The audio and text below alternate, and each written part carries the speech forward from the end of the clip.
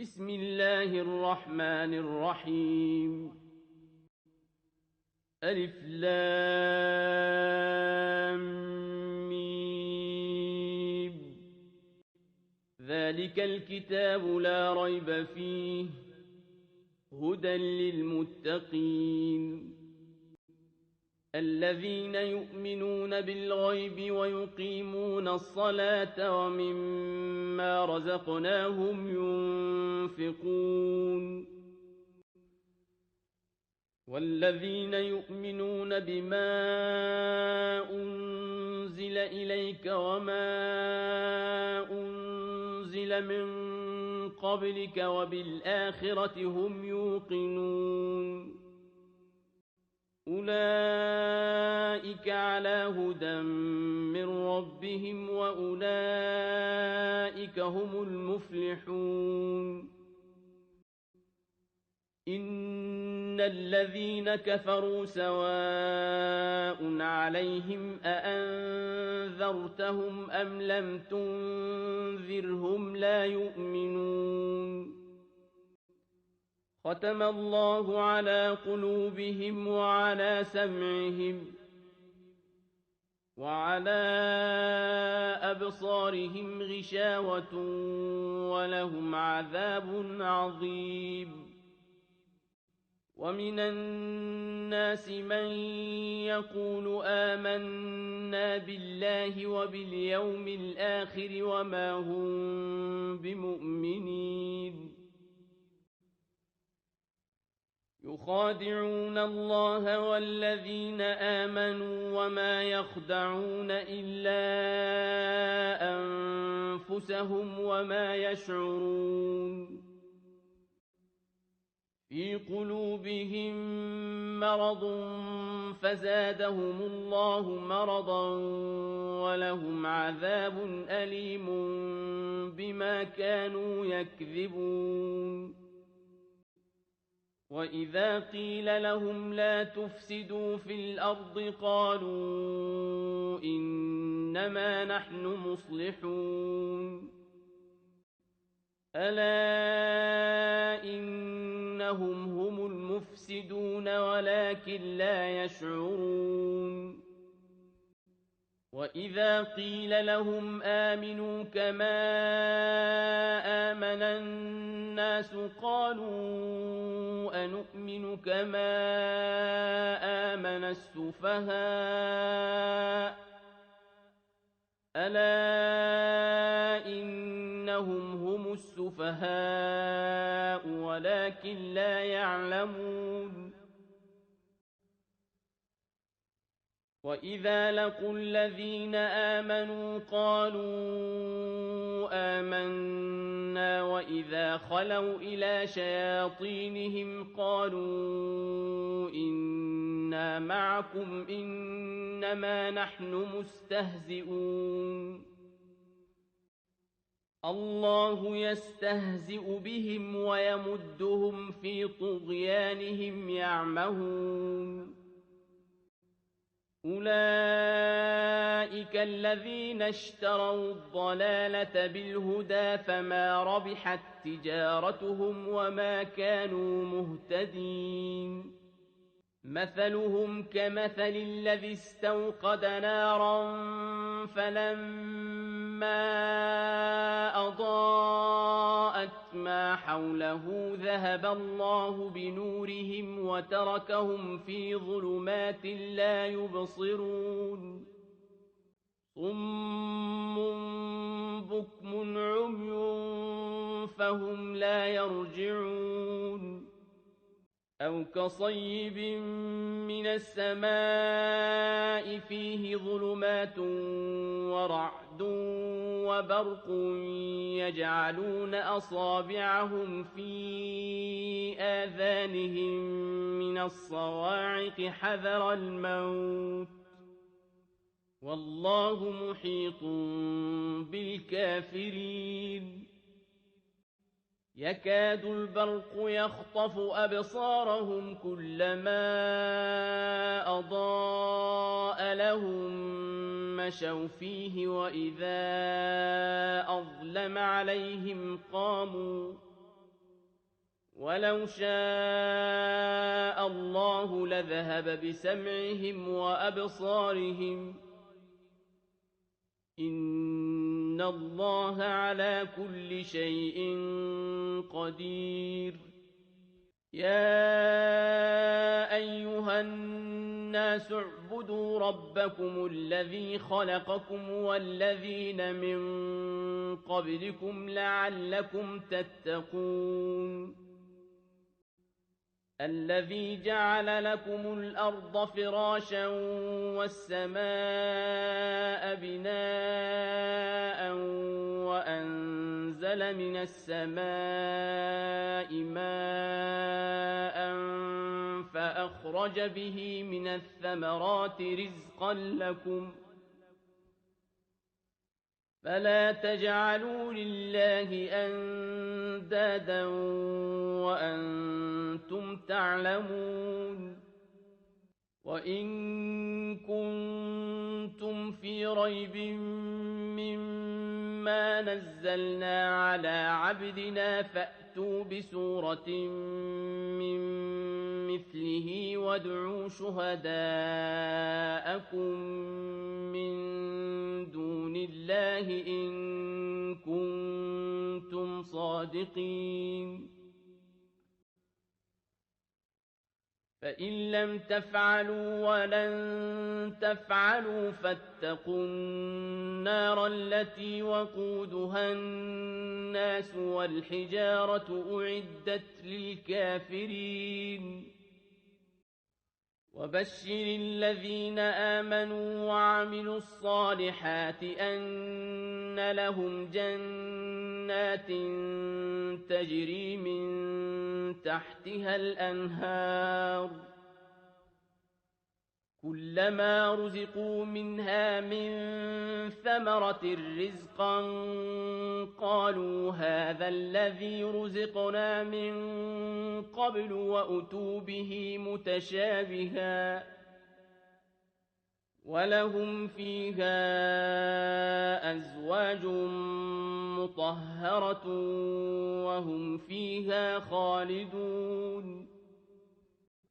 إِنَّ اللَّهَ لَا يَسْتَحْيِي أَن يَضْرِبَ مَثَلًا مَّا بَعُوضَةً فَمَا فَوْقَهَا ۚ فَأَمَّا الَّذِينَ آمَنُوا فَيَعْلَمُونَ أَنَّهُ الْحَقُّ مِن رَّبِّهِمْ ۖ وَأَمَّا الَّذِينَ كَفَرُوا فَيَقُولُونَ مَاذَا أَرَادَ اللَّهُ بِهَٰذَا مَثَلًا ۚ يُضِلُّ بِهِ كَثِيرًا وَيَهْدِي بِهِ كَثِيرًا ۚ وَمَا يُضِلُّ بِهِ إِلَّا الْفَاسِقِينَ الَّذِينَ يَنقُضُونَ عَهْدَ اللَّهِ مِن بَعْدِ مِيثَاقِهِ وَيَقْطَعُونَ مَا أَمَرَ اللَّهُ بِهِ أَن يُوصَلَ وَيُفْسِدُونَ فِي الْأَرْضِ ۚ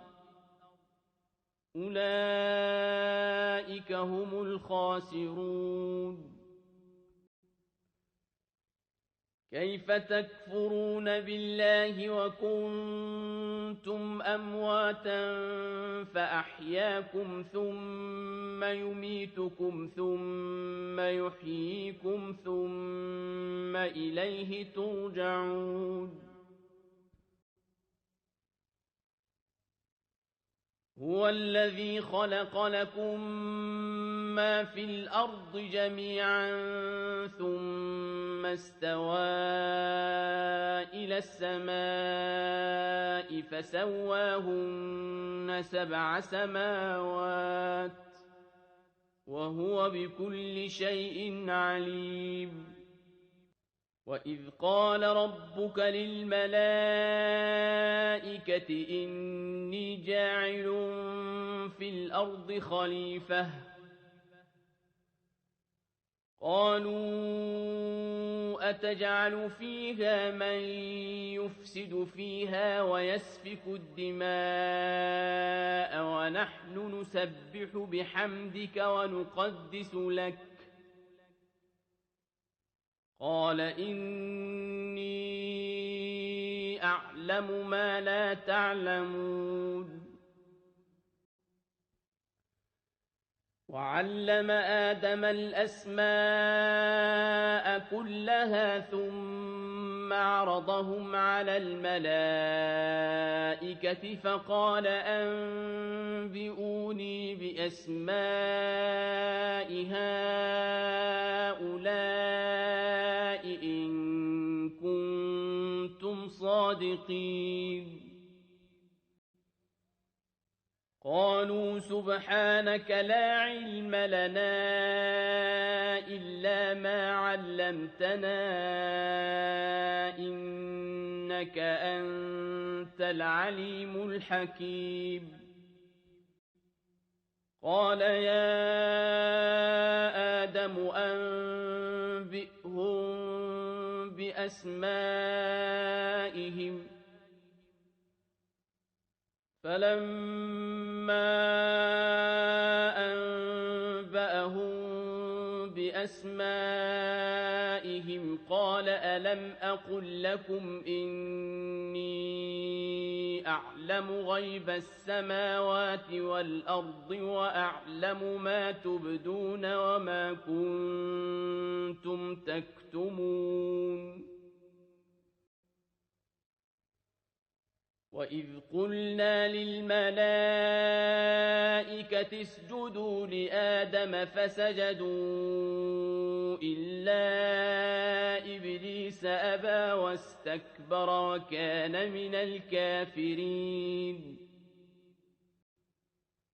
وقلنا يا آدم اسكن أنت وزوجك الجنة وكلا منها رغدا حيث شئتما ولا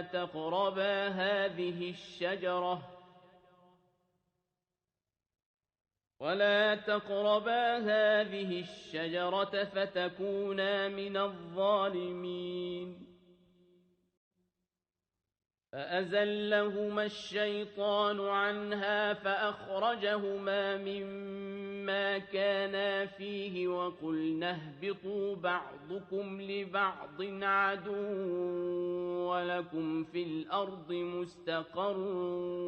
ومتاع إلى حين فتلقى آدم من ربه كلمات فتاب عليه إنه هو التواب الرحيم قلنا اهبطوا منها جميعا فإما يأتينكم مني هدى فمن تبع هداي فلا خوف عليهم ولا هم يحزنون والذين كفروا وكذبوا بآياتنا أولئك أصحاب النار هم فيها خالدون يا بني إسرائيل اذكروا نعمتي التي أنعمت عليكم وأوفوا بعهدي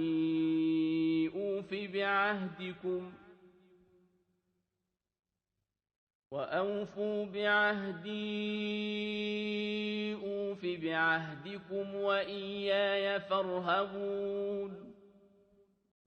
وآمنوا بما أنزلت مصدقا لما معكم ولا تكونوا أول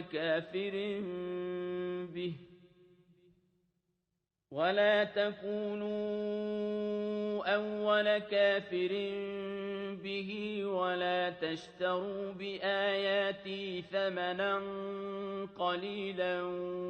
وإياي فاتقون ولا تلبسوا الحق بالباطل وتكتموا الحق وأنتم تعلمون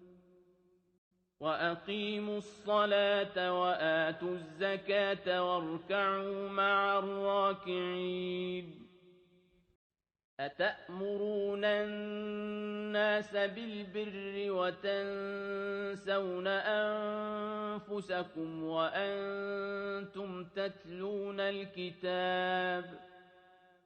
أفلا تعقلون واستعينوا بالصبر والصلاة وإنها لكبيرة إلا على الخاشعين الذين يظنون أنهم ملاقو ربهم وأنهم إليه راجعون يا بني إسرائيل اذكروا نعمتي التي أنعمت عليكم وأني فضلتكم على العالمين واتقوا يوما لا تجزي نفس عن نفس شيئا ولا يقبل منها شفاعة ولا يؤخذ منها عدل ولا هم ينصرون وإذ نجيناكم من آل فرعون يسومونكم سوء العذاب يذبحون أبناءكم ويستحيون نساءكم وفي ذلكم بلاء من ربكم عظيم وإذ فرقنا بكم البحر فأنجيناكم وأغرقنا آل فرعون وأنتم تنظرون وإذ واعدنا موسى 40 ليلة ثم اتخذتم العجل من بعده وأنتم ظالمون ثم عفونا عنكم من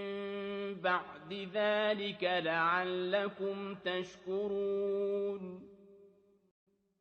وإذ آتينا موسى الكتاب والفرقان لعلكم تهتدون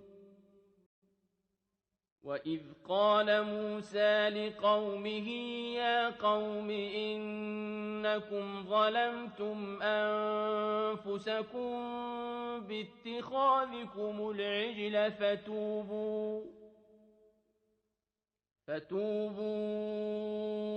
إلى بارئكم فاقتلوا أنفسكم ذلكم خير لكم عند بارئكم فتاب عليكم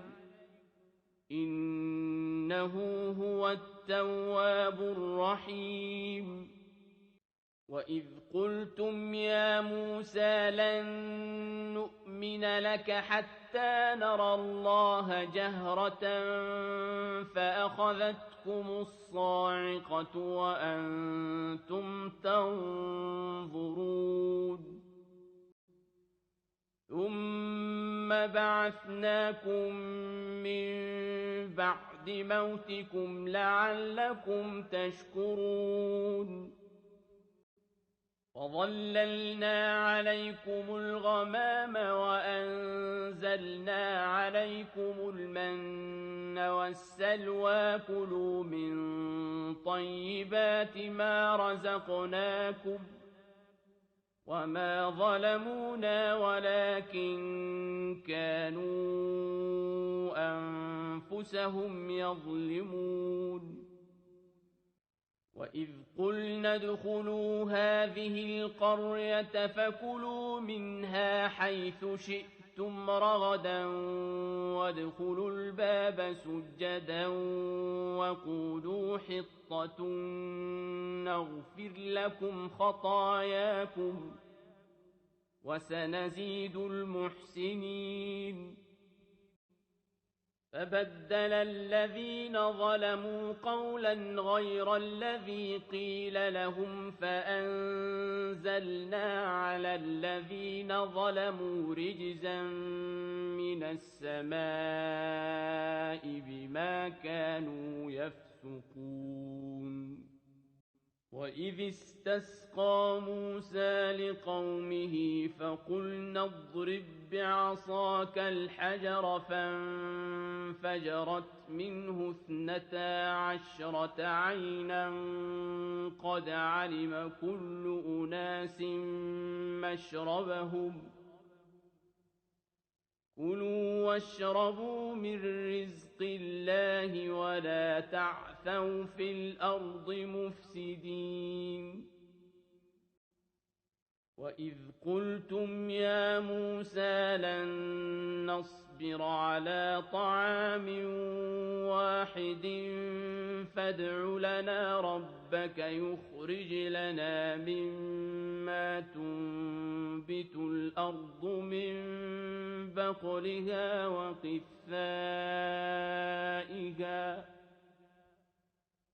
فادع لنا ربك يخرج لنا مما تنبت الأرض من بقلها وقثائها وفومها وعدسها وبصلها قال أتستبدلون الذي هو أدنى بالذي هو خير اهبطوا مصرا فإن لكم ما سألتم وضربت عليهم الذلة والمسكنة وباءوا بغضب من الله ذلك بأنهم كانوا يكفرون بآيات الله ويقتلون النبيين بغير الحق ذلك بما عصوا وكانوا يعتدون إن الذين آمنوا والذين هادوا والنصارى والصابئين من آمن بالله واليوم الآخر وعمل صالحا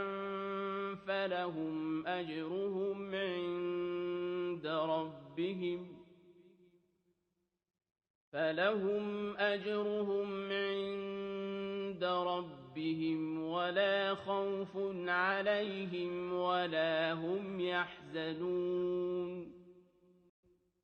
وإذ أخذنا ميثاقكم ورفعنا فوقكم الطور خذوا ما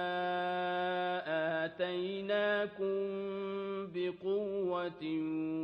واذكروا ما فيه لعلكم تتقون ثم توليتم من بعد ذلك فلولا فضل الله عليكم ورحمته لكنتم من الخاسرين ولقد علمتم الذين اعتدوا منكم في السبت فقلنا لهم كونوا قردة خاسئين فجعلناها نكالا لما بين يديها وما خلفها وموعظة للمتقين للمتقين. وإذ قال موسى لقومه إن الله يأمركم أن تذبحوا بقرة قالوا أتتخذنا هزوا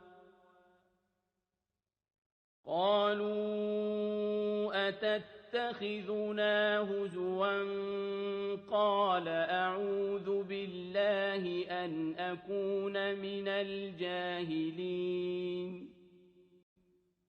قالوا ادع لنا ربك يبين لنا ما هي. قال إنه يقول إنها بقرة لا فارض ولا بكر عوان بين ذلك فافعلوا ما تؤمرون. قالوا ادع لنا ربك يبين لنا ما لونها. قال إنه يقول إنها بقرة صفراء فاقع لونها تسر الناظرين. قالوا ادع لنا ربك يبين لنا ما هي إن البقرة شابه علينا وإنا إن شاء الله لمهتدون. قال إنه يقول إنها بقرة لا ذلول تثير الأرض ولا تسقي الحرث مسلمة لا شية فيها. قالوا الآن جئت بالحق فذبحوها وما كادوا يفعلون. وإذ قتلتم نفسا فادارأتم فيها والله مخرج ما كنتم تكتمون. فقلنا اضربوه ببعضها كذلك يحيي الله الموتى ويريكم آياته لعلكم تعقلون. ثم قست قلوبكم من بعد ذلك فهي كالحجارة أو أشد قسوة. وإن من الحجارة لما يتفجر منه الأنهار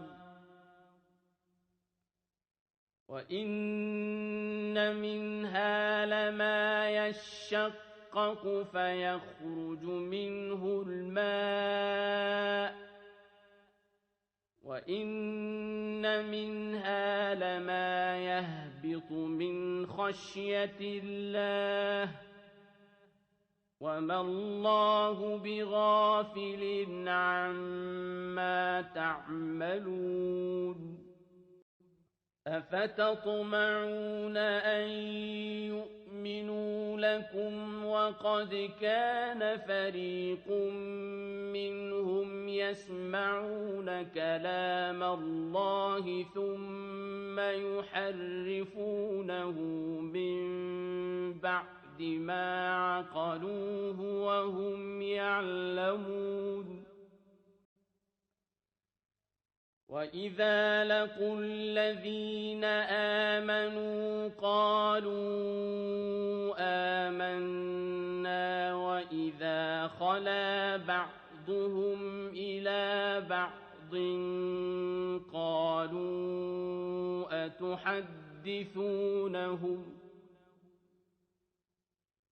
قالوا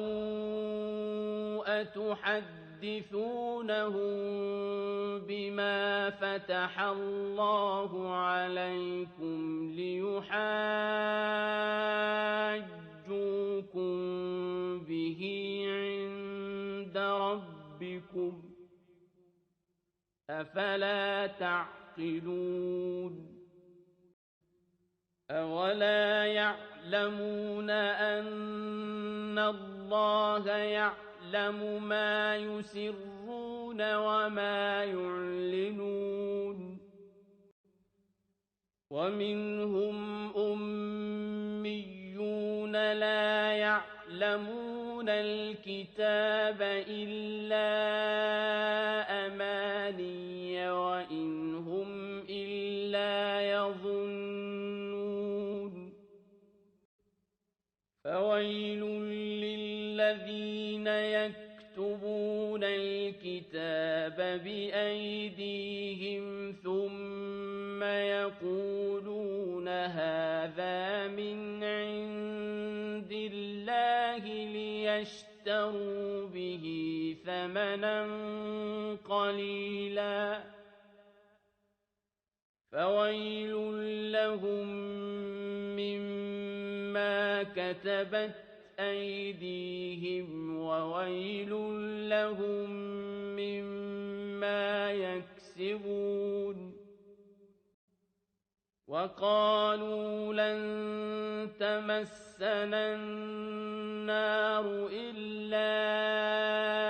أياما معدودة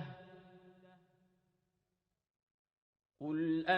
أتخذتم عند الله عهدا فلن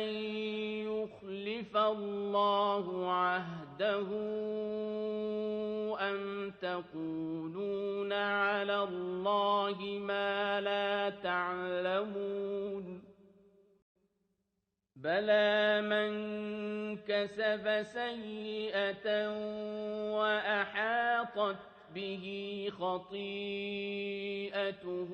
فأولئك أصحاب النار هم فيها خالدون والذين آمنوا وعملوا الصالحات أولئك أصحاب الجنة هم فيها خالدون وإذ أخذنا ميثاق بني إسرائيل لا تعبدون إلا الله وبالوالدين إحسانا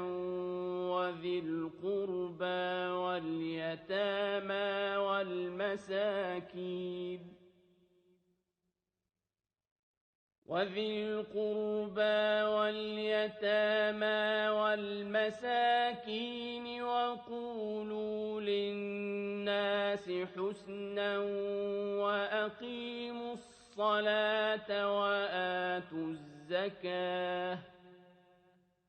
وأقيموا الصلاة وآتوا الزكاة ثم توليتم إلا قليلا منكم وأنتم معرضون وإذ أخذنا ميثاقكم لا تسفكون دماءكم ولا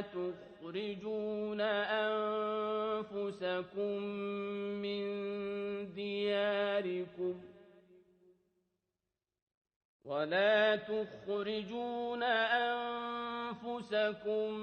من دياركم ثم أقررتم وأنتم تشهدون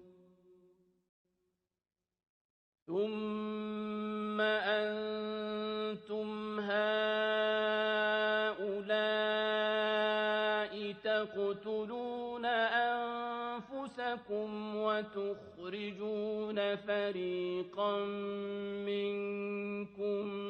من ديارهم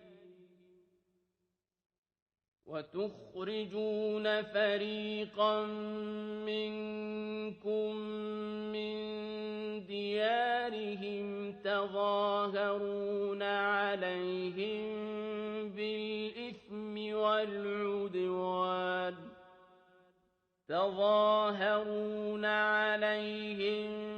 بالإثم والعدوان وإن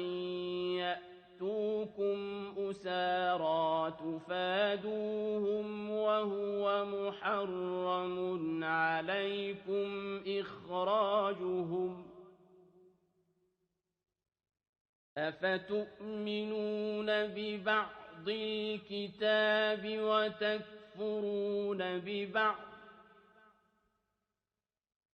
فما جزاء من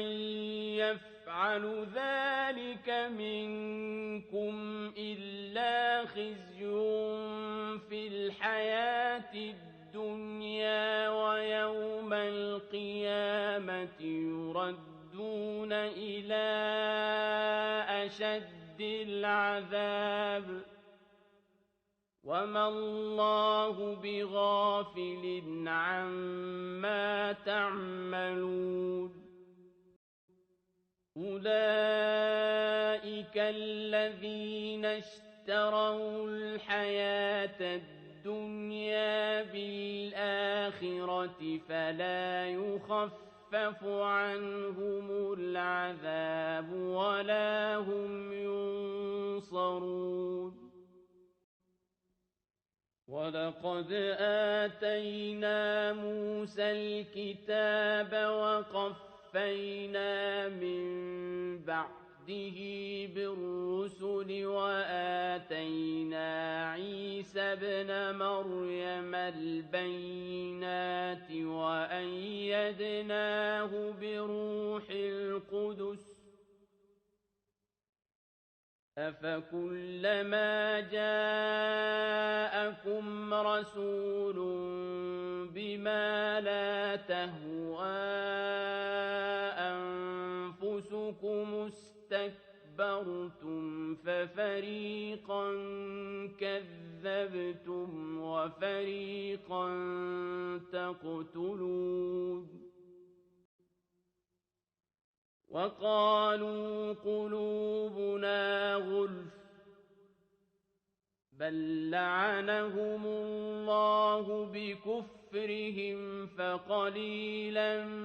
ما يؤمنون ولما جاءهم كتاب من عند الله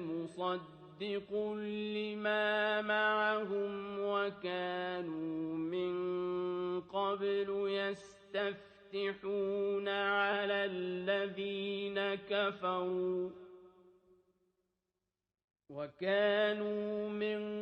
قبل يستفتحون على الذين كفروا فلما جاءهم ما عرفوا كفروا به فلعنة الله على الكافرين بئس ما اشتروا به أنفسهم أن يكفروا بما أنزل الله بغيا أن ينزل الله من فضله على من يشاء من عباده فباءوا بغضب على غضب وللكافرين عذاب مهين وإذا قيل لهم آمنوا بما أنزل الله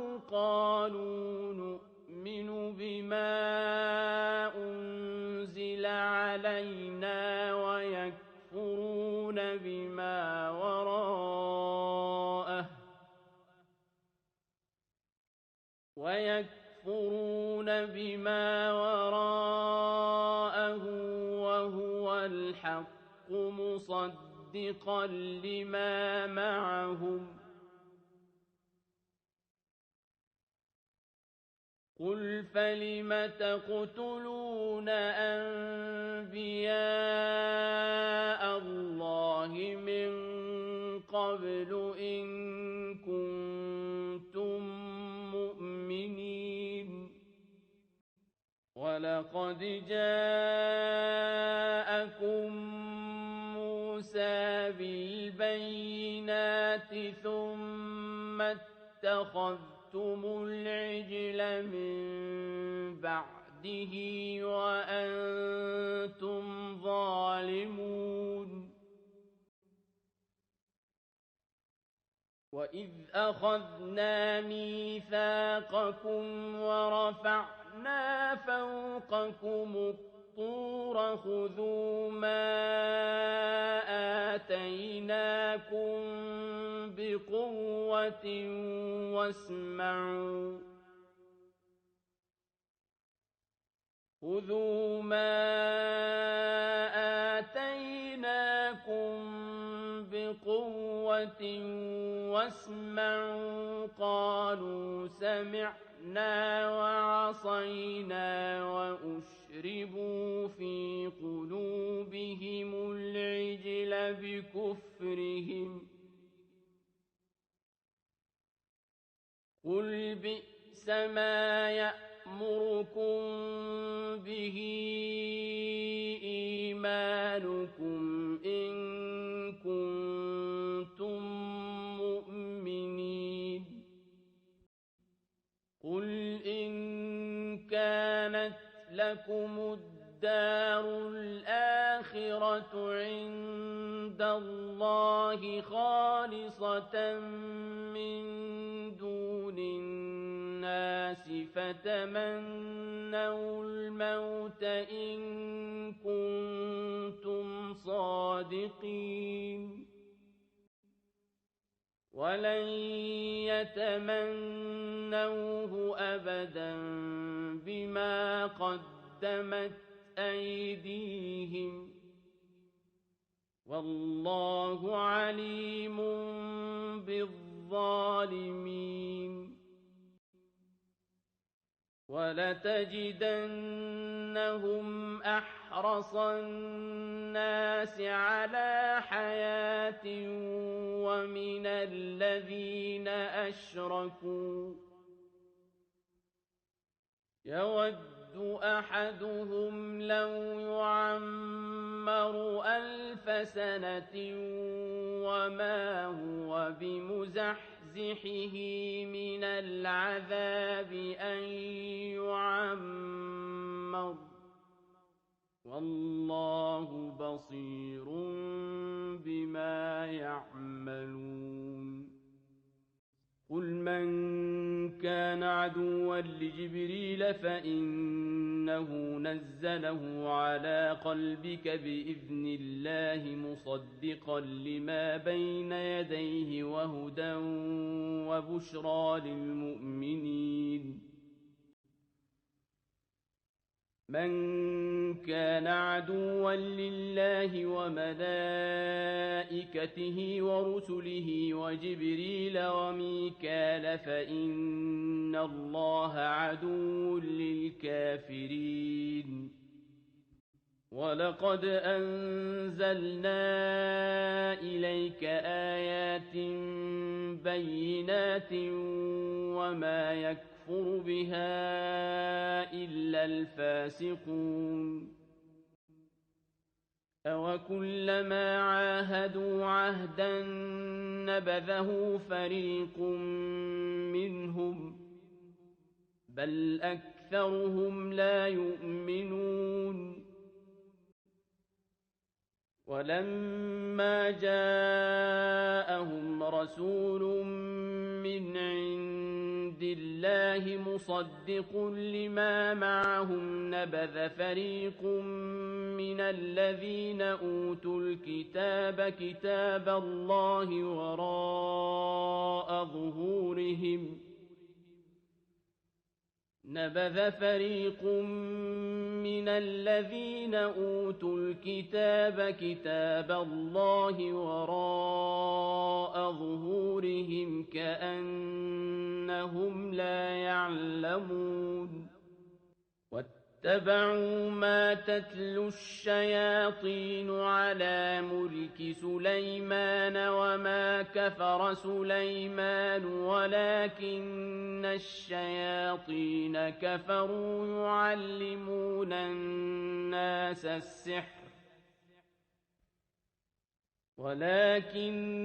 الشياطين كفروا يعلمون الناس السحر وما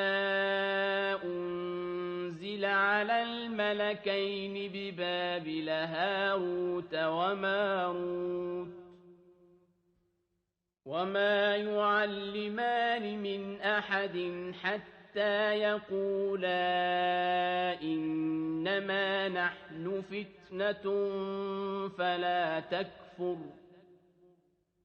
فيتعلمون منهما ما يفرقون به بين المرء وزوجه وما هم بضارين به من أحد إلا بإذن الله ويتعلمون ما يضرهم ولا ينفعهم ولقد علموا لمن اشتراه ما له في الآخرة من خلاق ولبئس ما شروا به أنفسهم لو كانوا يعلمون ولو أنهم آمنوا واتقوا لمثوبة من عند الله خير لو كانوا يعلمون يا أيها الذين آمنوا لا تقولوا راعنا وقولوا انظرنا واسمعوا وللكافرين عذاب أليم ما يود الذين كفروا من أهل الكتاب ولا المشركين أن ينزل عليكم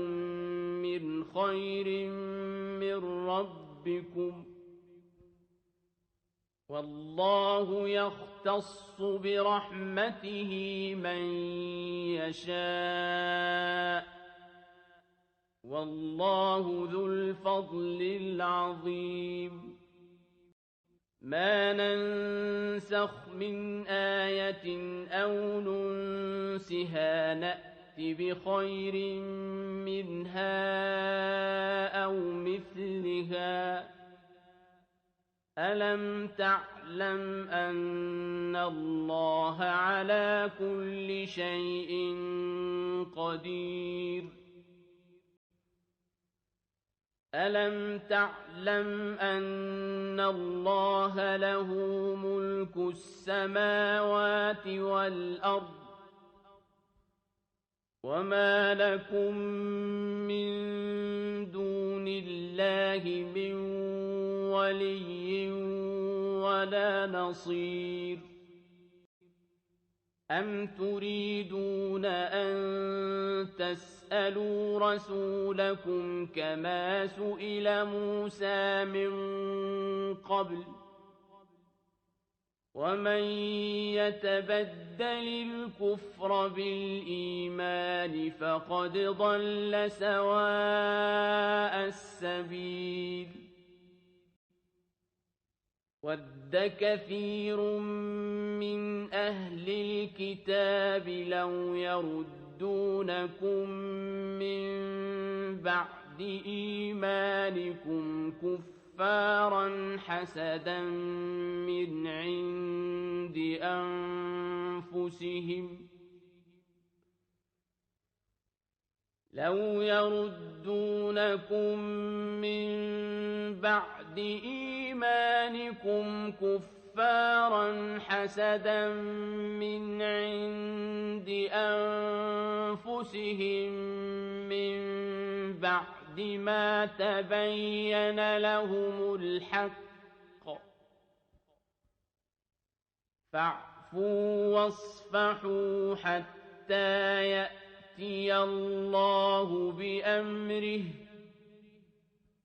إن الله على كل شيء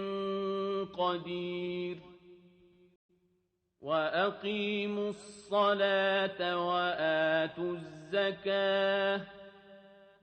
وما تقدموا لأنفسكم من خير تجدوه عند الله إن الله بما تعملون بصير وقالوا لن يدخل الجنة إلا من كان هودا أو نصارى تلك أمانيهم قل هاتوا برهانكم إن كنتم صادقين بلى من أسلم وجهه لله وهو محسن فله أجره عند ربه ولا خوف عليهم ولا هم يحزنون وقالت اليهود ليست النصارى على شيء وقالت النصارى ليست اليهود على شيء وهم يتلون الكتاب كذلك قال الذين لا يعلمون مثل قولهم فالله يحكم بينهم يوم القيامة فيما كانوا فيه يختلفون ومن أظلم ممن منع مساجد الله أن يذكر فيها اسمه وسعى في خرابها أولئك ما كان لهم أن يدخلوها إلا خائفين لهم في الدنيا خزي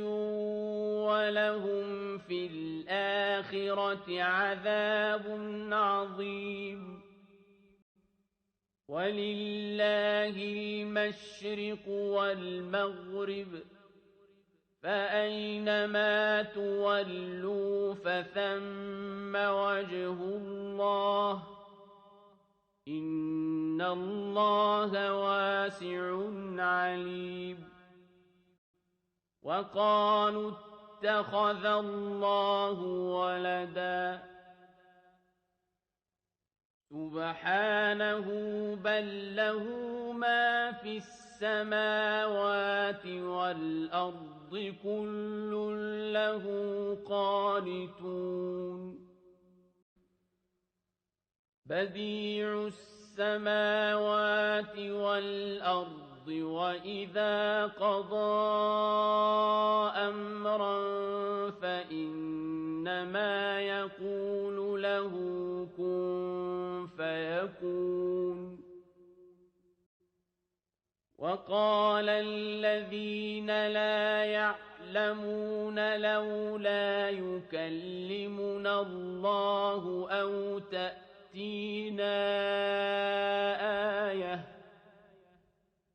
كذلك قال الذين من قبلهم مثل قولهم تشابهت قلوبهم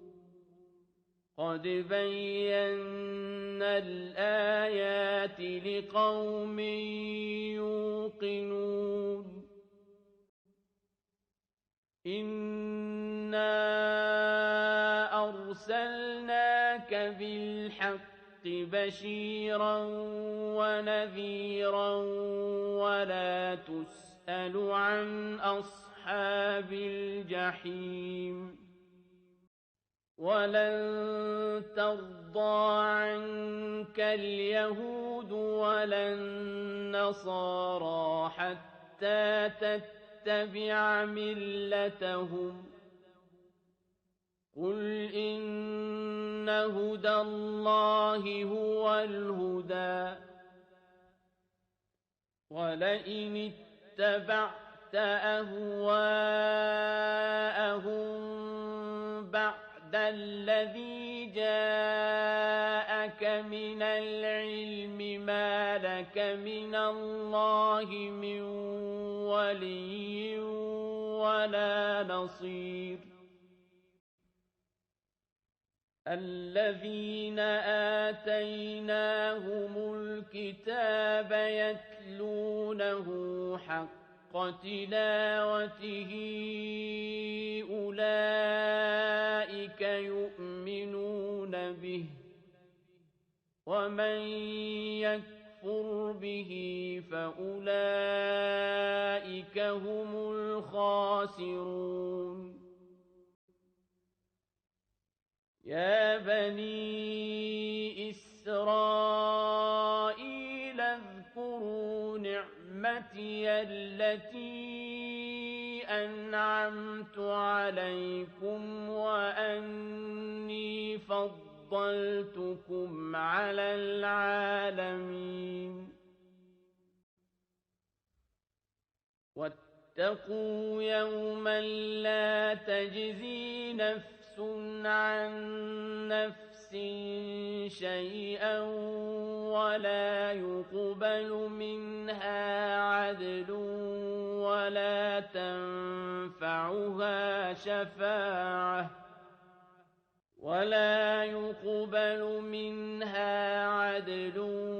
ولا تنفعها شفاعة ولا هم ينصرون وإذ ابتلى إبراهيم ربه بكلمات فأتمهن قال إني جاعلك للناس إماما قال ومن ذريتي قال لا ينال عهد الظالمين وإذ جعلنا البيت مثابة للناس وأمنا واتخذوا من مقام إبراهيم مصلى وعهدنا إلى إبراهيم وإسماعيل أن طهرا بيتي للطائفين والعاكفين والركع السجود وإذ قال إبراهيم رب اجعل هذا بلدا آمنا وارزق أهله من الثمرات من آمن منهم بالله واليوم الآخر قال ومن كفر فأمتعه قليلا ثم أضطره إلى عذاب النار وبئس المصير وَإِذْ يَرْفَعُ إِبْرَاهِيمُ الْقَوَاعِدَ مِنَ الْبَيْتِ وَإِسْمَاعِيلُ رَبَّنَا تَقَبَّلْ مِنَّا إِنَّكَ أَنتَ السَّمِيعُ الْعَلِيمُ رَبَّنَا وَاجْعَلْنَا مُسْلِمَيْنِ لَكَ وَمِن ذُرِّيَّتِنَا أُمَّةً مُّسْلِمَةً لَكَ وَأَرِنَا مَنَاسِكَنَا وَتُبْ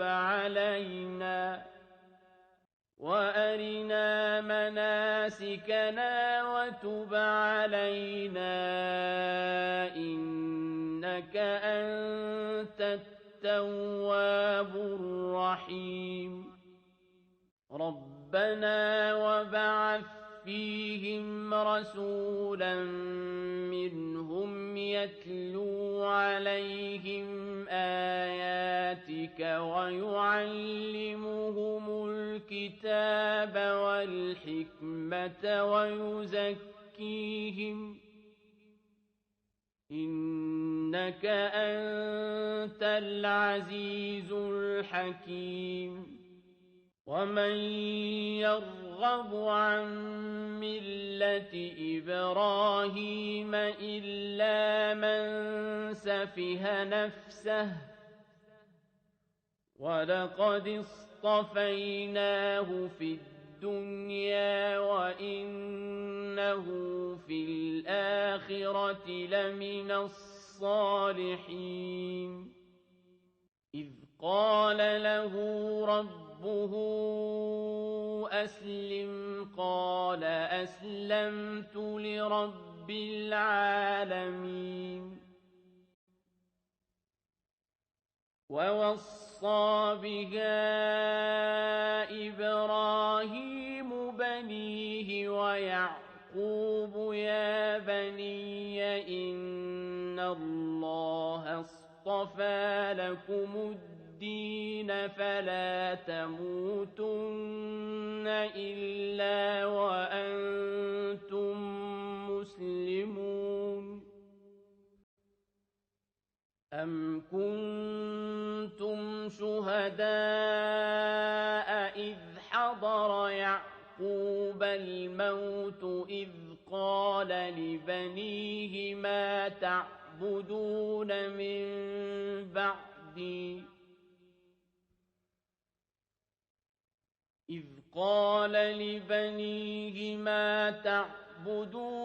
مِن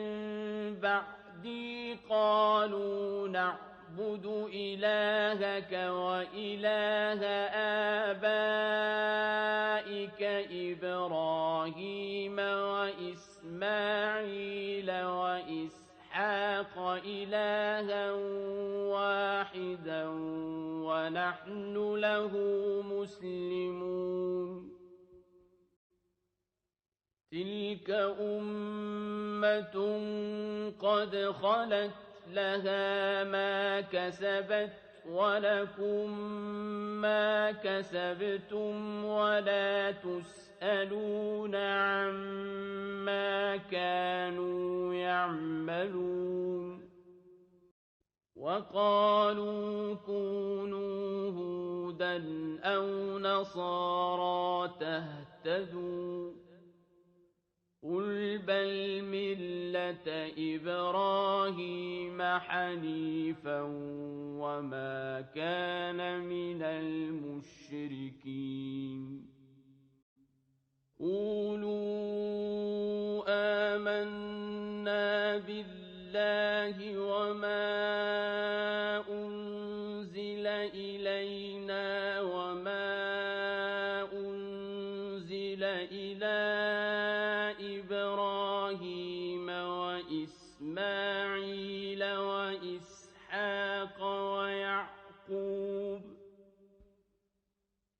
وَإِسْمَاعِيلَ وَإِسْحَاقَ وَيَعْقُوبَ وَالْأَسْبَاطِ وَمَا أُوتِيَ مُوسَىٰ وَعِيسَىٰ وَمَا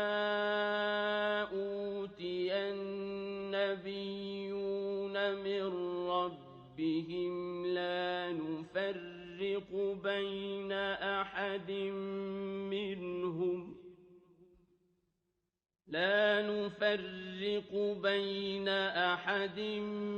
منهم ونحن له مسلمون فإن آمنوا بمثل ما آمنتم به فقد اهتدوا وإن تولوا فإنما هم في شقاق فسيكفيكهم الله وهو السميع العليم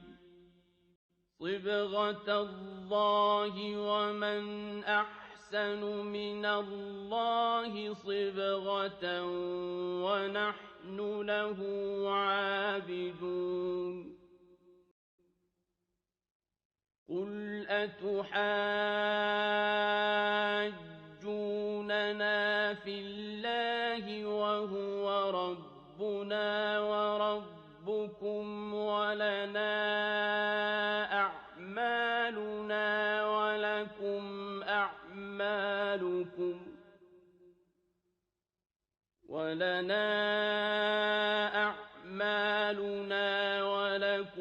أعمالكم ونحن له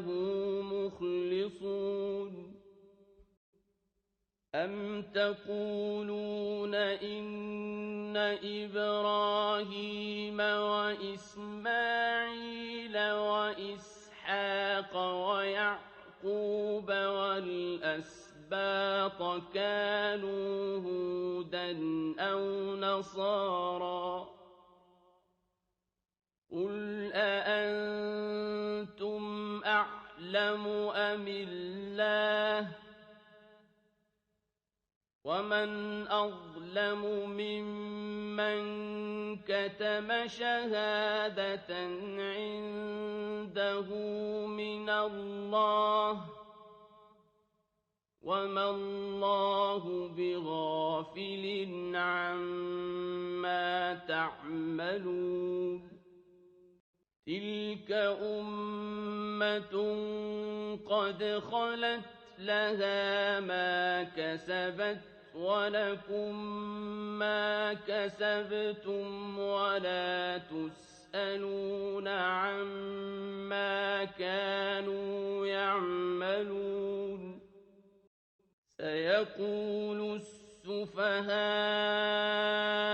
من الناس ما ولاهم عن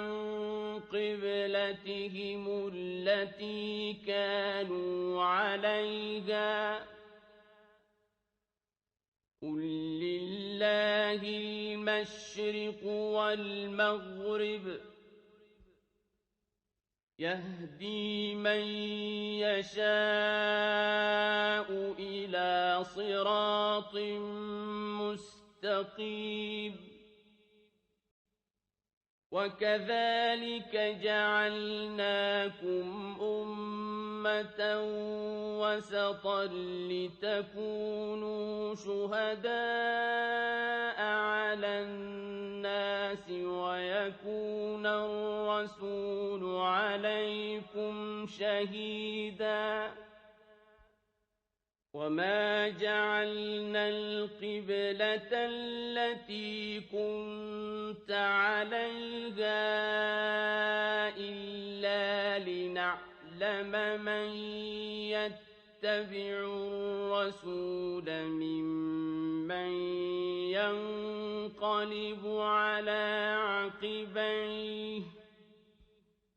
وإن كانت لكبيرة إلا على الذين هدى الله وما كان الله ليضيع إيمانكم إن الله بالناس لرءوف رحيم قد نرى تقلب وجهك في السماء فلنولينك قبلة ترضاها فول وجهك شطر المسجد الحرام وحيث ما كنتم فولوا وجوهكم شطره وإن الذين أوتوا الكتاب ليعلمون أنه الحق من ربهم وما الله بغافل عما يعملون ولئن أتيت الذين أوتوا الكتاب بكل آية ما تبعوا قبلتك وما أنت بتابع قبلتهم وما بعضهم بتابع قبلة بعض ولئن اتبعت أهواءهم من بعد ما جاءك من العلم إنك إذا لمن الظالمين الذين آتيناهم الكتاب يعرفونه كما يعرفون أبناءهم وإن فريقا منهم ليكتمون الحق وهم يعلمون الحق من ربك فلا تكونن من الممترين ولكل وجهة هو موليها فاستبقوا الخيرات أينما تكونوا يأت بكم الله جميعا إن الله على كل شيء قدير ومن حيث خرجت فول وجهك شطر المسجد الحرام وإنه للحق من ربك وما الله بغافل عما تعملون ومن حيث خرجت فول وجهك شطر المسجد الحرام وحيث ما كنتم فولوا وجوهكم شطره لئلا يكون للناس عليكم حجة إلا الذين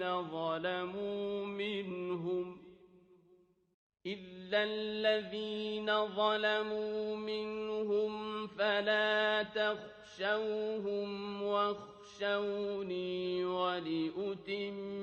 نعمتي عليكم ولعلكم تهتدون كما أرسلنا فيكم رسولا منكم يتلو عليكم آياتنا ويزكيكم ويعلمكم الكتاب والحكمة ويعلمكم الكتاب والحكمة ويعلمكم ما لم تكونوا تعلمون فاذكروني أذكركم واشكروا لي ولا تكفرون يا أيها الذين آمنوا استعينوا بالصبر والصلاة إن الله مع الصابرين ولا تقولوا لمن يقتل في سبيل الله أموات بل أحياء ولكن لا تشعرون ولنبلونكم بشيء من الخوف والجوع ونقص من الأموال والأنفس والثمرات وبشر الصابرين الذين إذا أصابتهم مصيبة قالوا إنا لله وإنا إليه راجعون أولئك عليهم صلوات من ربهم ورحمة وأولئك هم المهتدون إن الصفا والمروة من شعائر الله فمن حج البيت أو اعتمر فلا جناح عليه أن يطوف بهما ومن تطوع خيرا فإن الله شاكر عليم إن الذين يكتمون ما أنزلنا من البينات والهدى من بعد ما بيناه للناس في الكتاب أولئك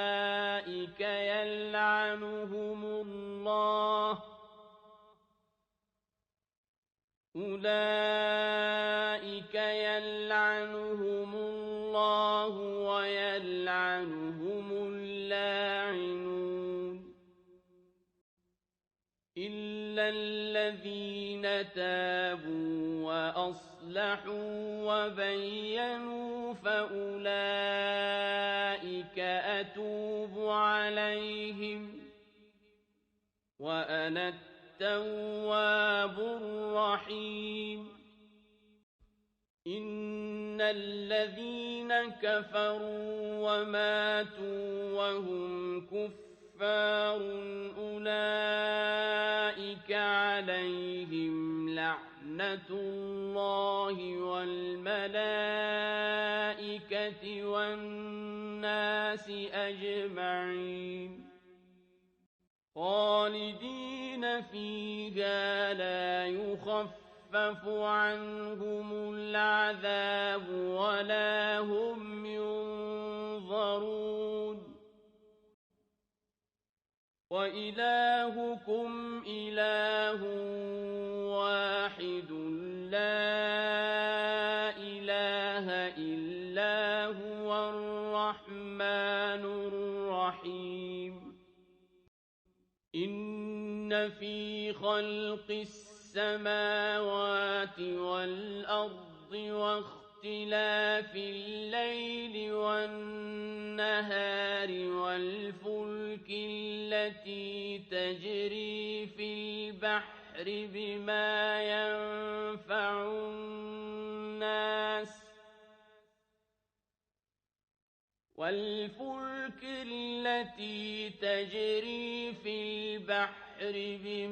يَنفَعُ النَّاسَ وَمَا أَنزَلَ اللَّهُ مِنَ السَّمَاءِ مِن مَّاءٍ فَأَحْيَا بِهِ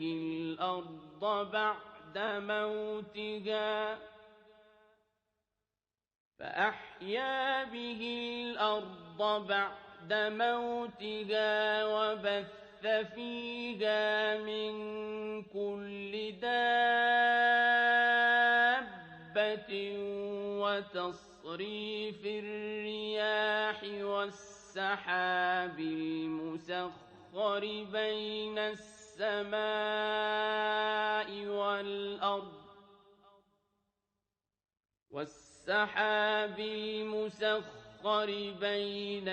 السَّمَاءِ وَالْأَرْضِ لَآيَاتٍ لِّقَوْمٍ يَعْقِلُونَ وَمِنَ النَّاسِ مَن يَتَّخِذُ مِن دُونِ اللَّهِ أَندَادًا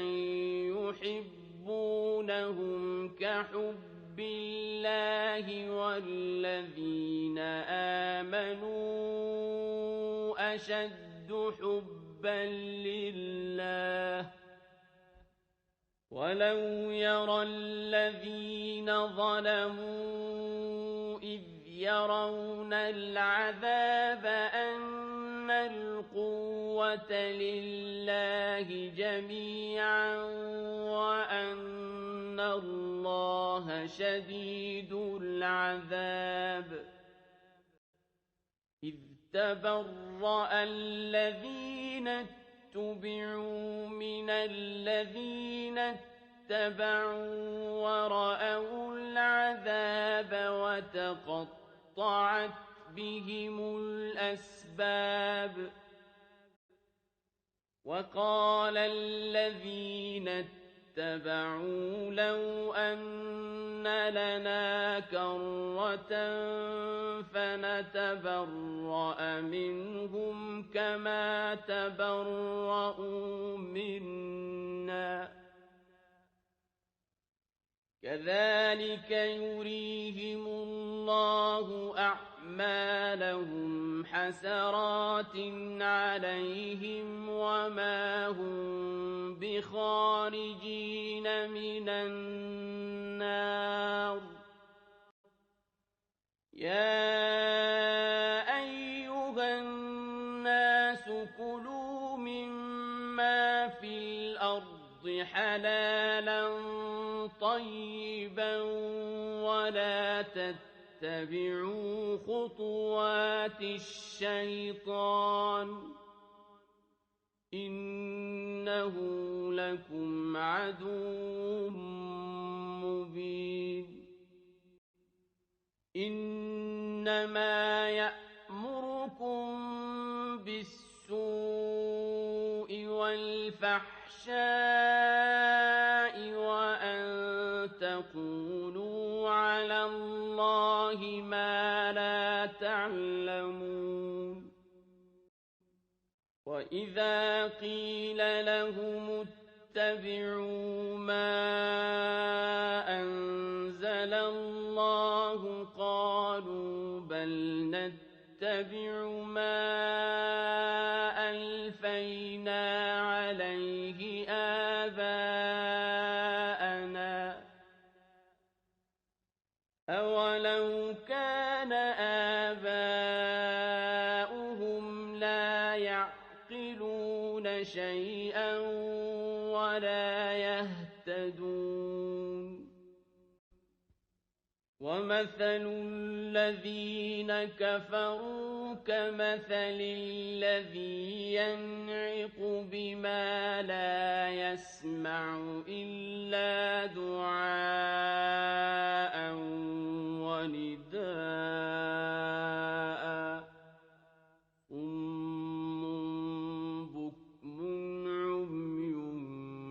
فهم لا يعقلون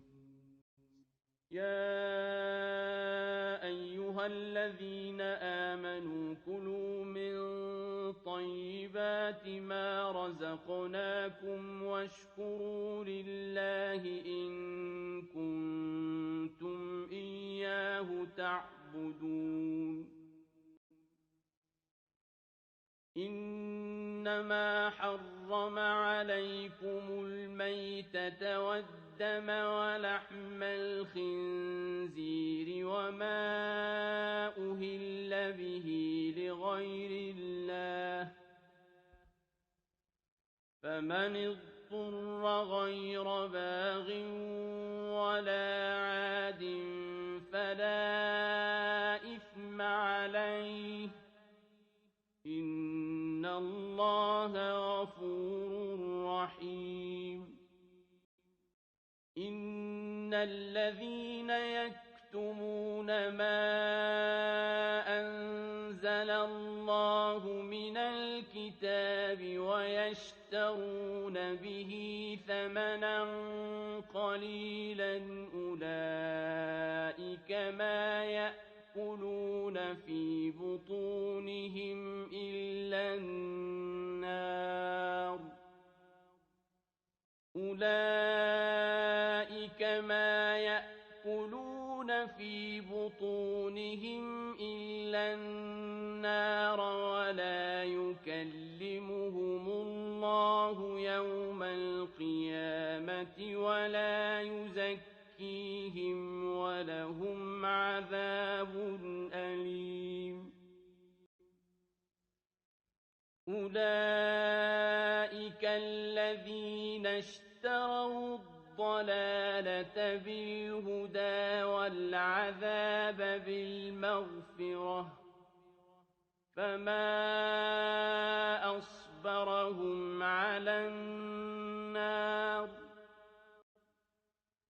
ذلك بأن الله نزل الكتاب بالحق وإن الذين اختلفوا في الكتاب لفي شقاق بعيد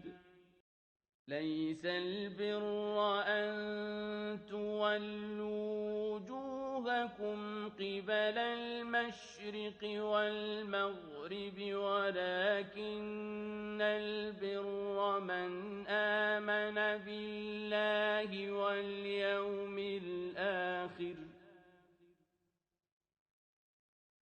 ولكن البر من آمن بالله واليوم الآخر والملائكة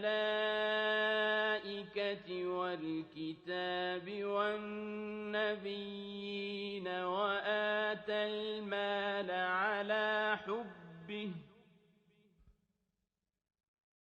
وآتى المال على حبه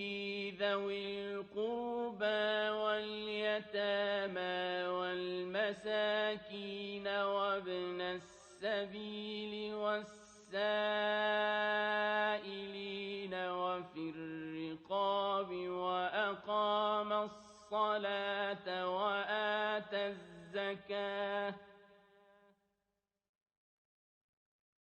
وآتى الزكاة والموفون بعهدهم إذا عاهدوا والصابرين في البأساء والضراء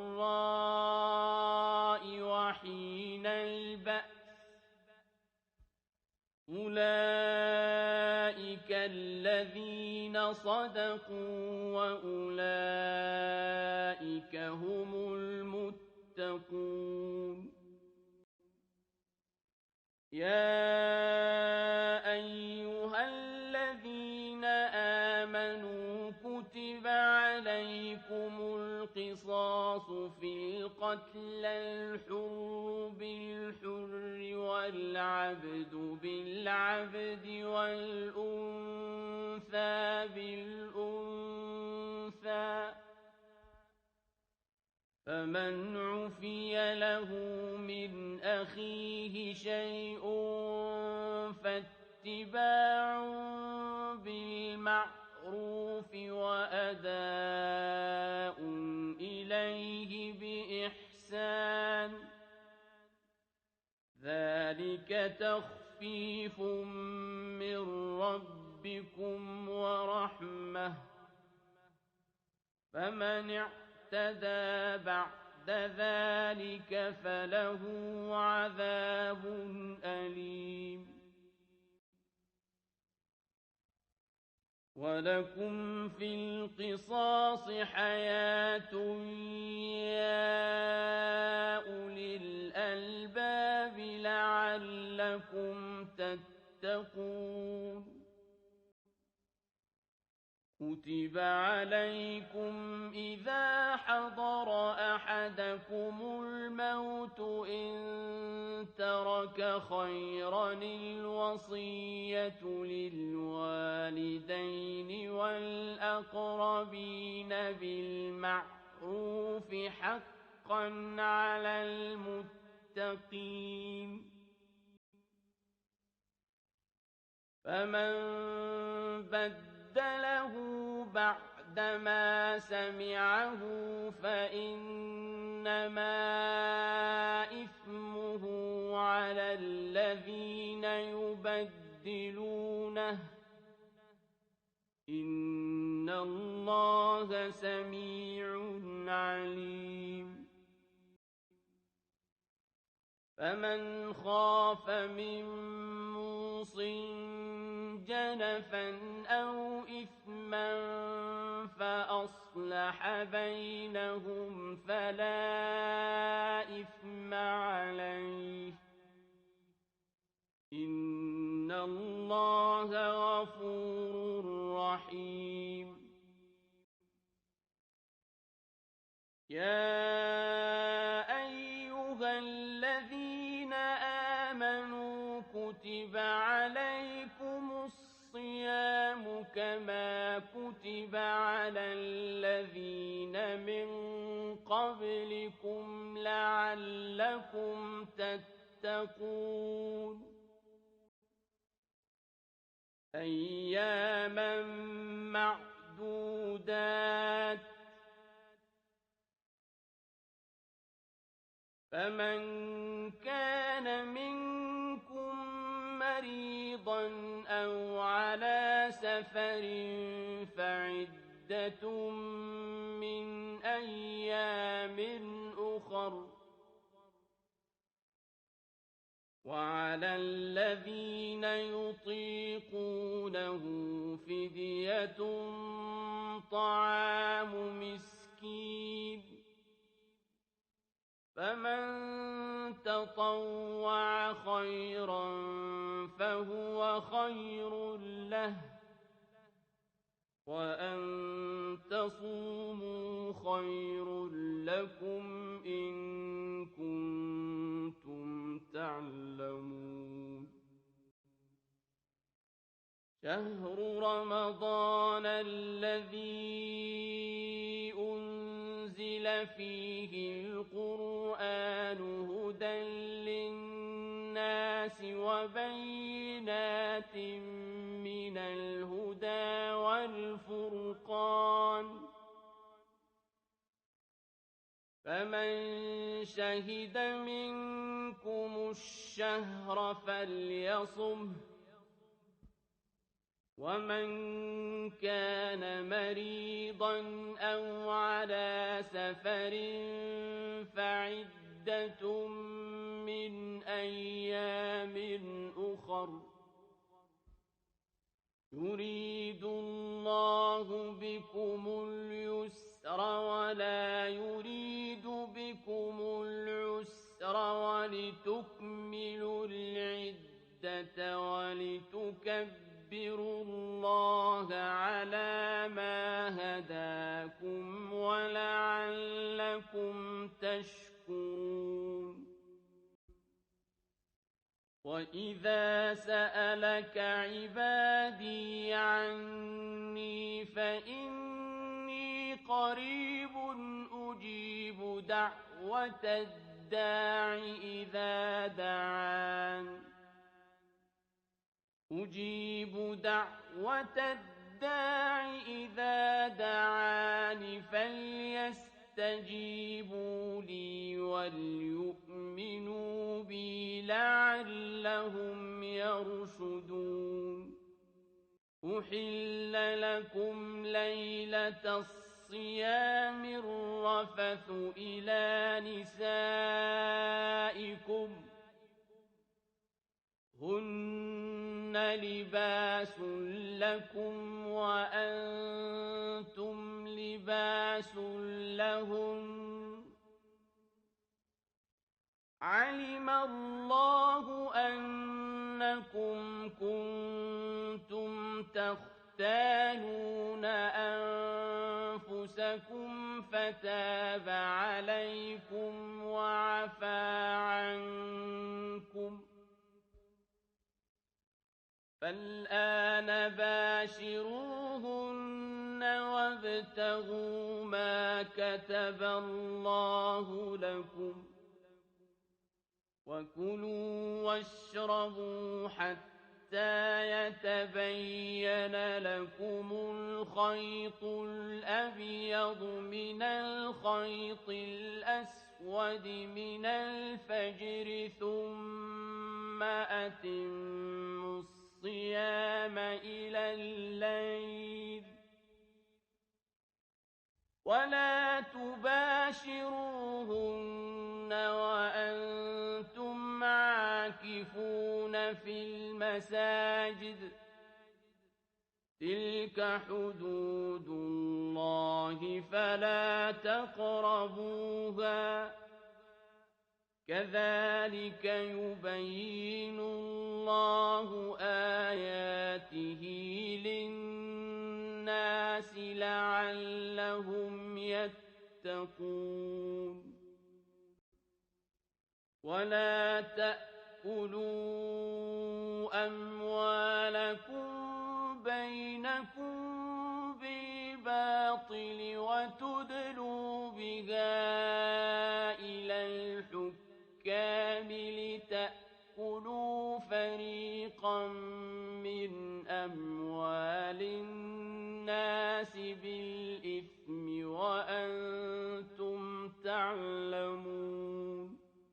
يسألونك عن الأهلة قل هي مواقيت للناس والحج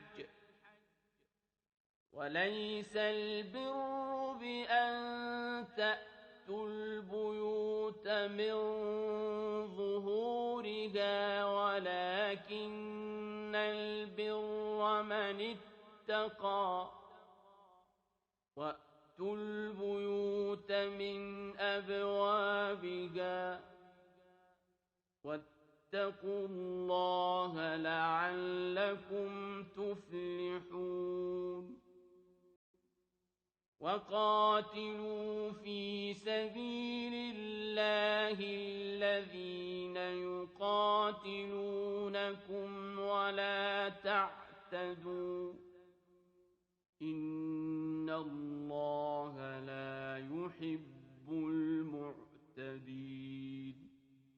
وَاقْتُلُوهُمْ حَيْثُ ثَقِفْتُمُوهُمْ وَأَخْرِجُوهُم مِّنْ حَيْثُ أَخْرَجُوكُمْ ۚ وَالْفِتْنَةُ أَشَدُّ مِنَ الْقَتْلِ ۚ وَلَا تُقَاتِلُوهُمْ عِندَ الْمَسْجِدِ الْحَرَامِ حَتَّىٰ يُقَاتِلُوكُمْ فِيهِ ۖ فَإِن قَاتَلُوكُمْ فَاقْتُلُوهُمْ ۗ كَذَٰلِكَ جَزَاءُ الْكَافِرِينَ فَإِنِ انتَهَوْا فَإِنَّ اللَّهَ غَفُورٌ رَّحِيمٌ وَقَاتِلُوهُمْ حَتَّىٰ لَا تَكُونَ فِتْنَةٌ ويكون الدين لله، فإن انتهوا فلا عدوان إلا على الظالمين. الشهر الحرام بالشهر الحرام والحرمات قصاص،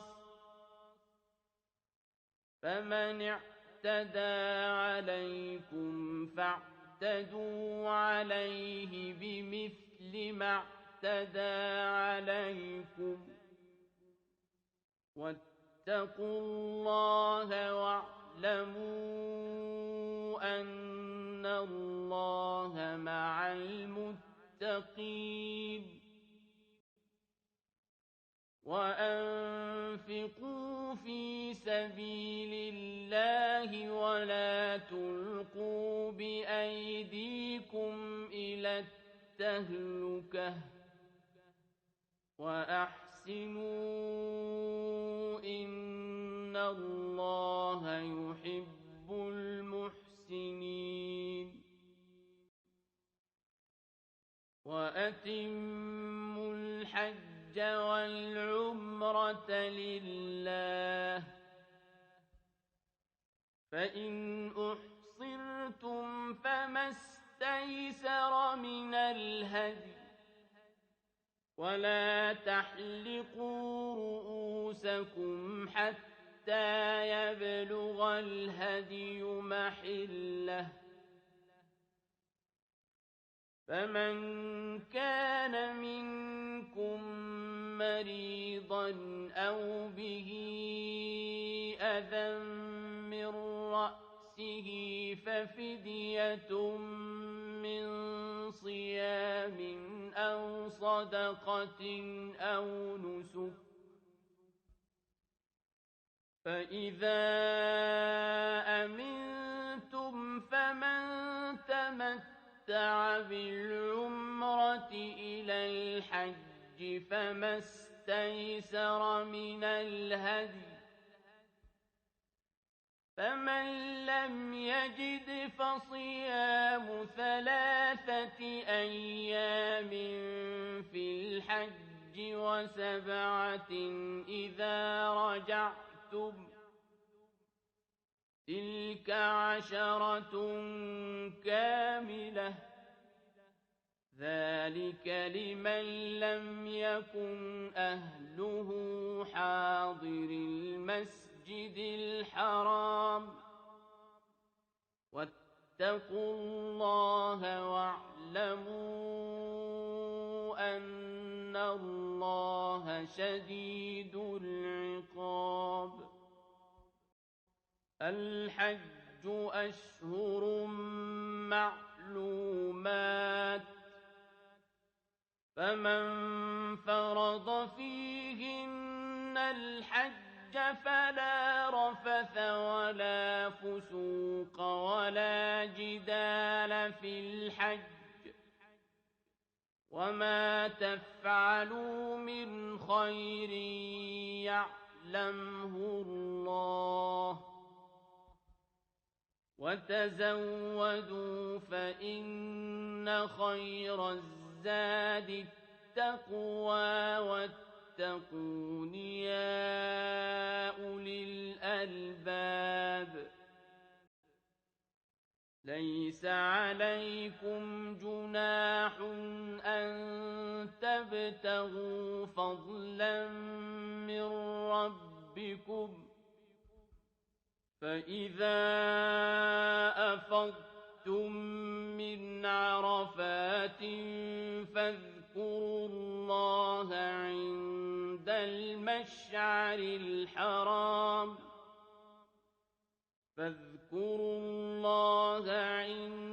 المشعر الحرام، واذكروه كما هداكم وإن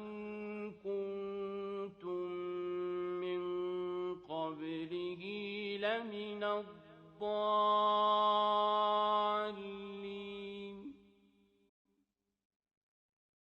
ثم أفيضوا من حيث أفاض الناس واستغفروا الله إن الله غفور رحيم فإذا قضيتم مناسككم فاذكروا الله كذكركم آباءكم أو أشد ذكرًا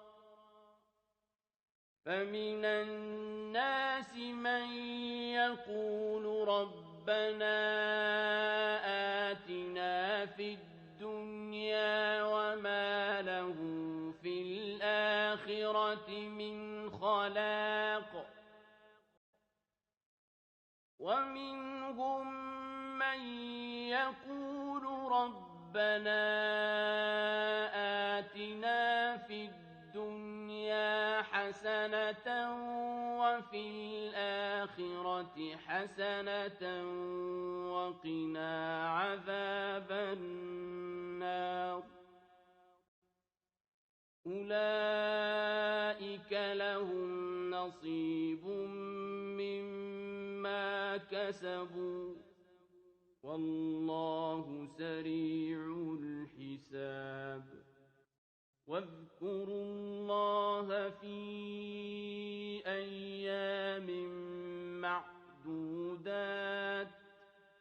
فمن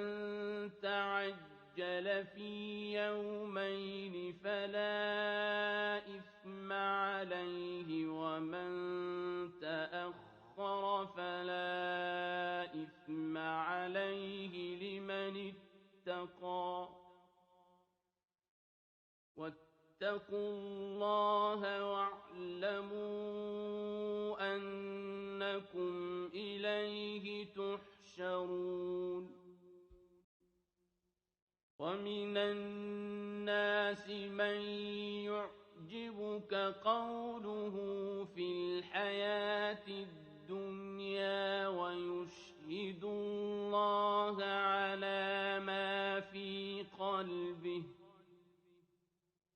ويشهد الله على ما في قلبه وهو ألد الخصام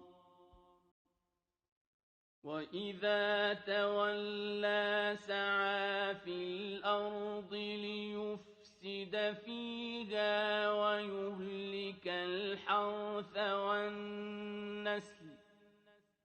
والله لا يحب الفساد وإذا قيل له اتق الله أخذته العزة بالإثم فحسبه جهنم ولبئس المهاد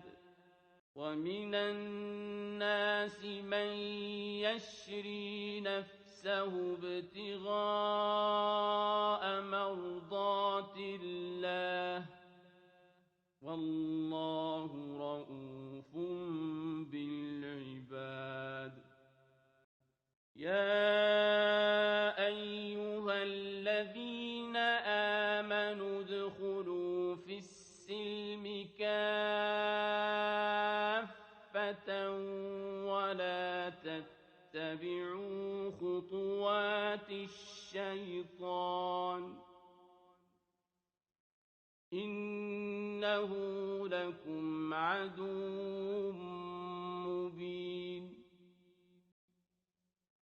فإن زللتم من بعد ما جاءتكم البينات فاعلموا أن الله عزيز حكيم هل ينظرون إلا أن يأتيهم الله في ظلل من الغمام والملائكة وقضي الأمر وإلى الله ترجع الأمور سل بني إسرائيل كم آتيناهم من آية بينة ومن يبدل نعمة الله من بعد ما جاءته فإن الله شديد العقاب زين للذين كفروا الحياة الدنيا ويسخرون من الذين آمنوا والذين اتقوا فوقهم يوم القيامة والله يرزق من يشاء بغير حساب كان الناس أمة واحدة فبعث الله النبيين مبشرين ومنذرين وأنزل معهم الكتاب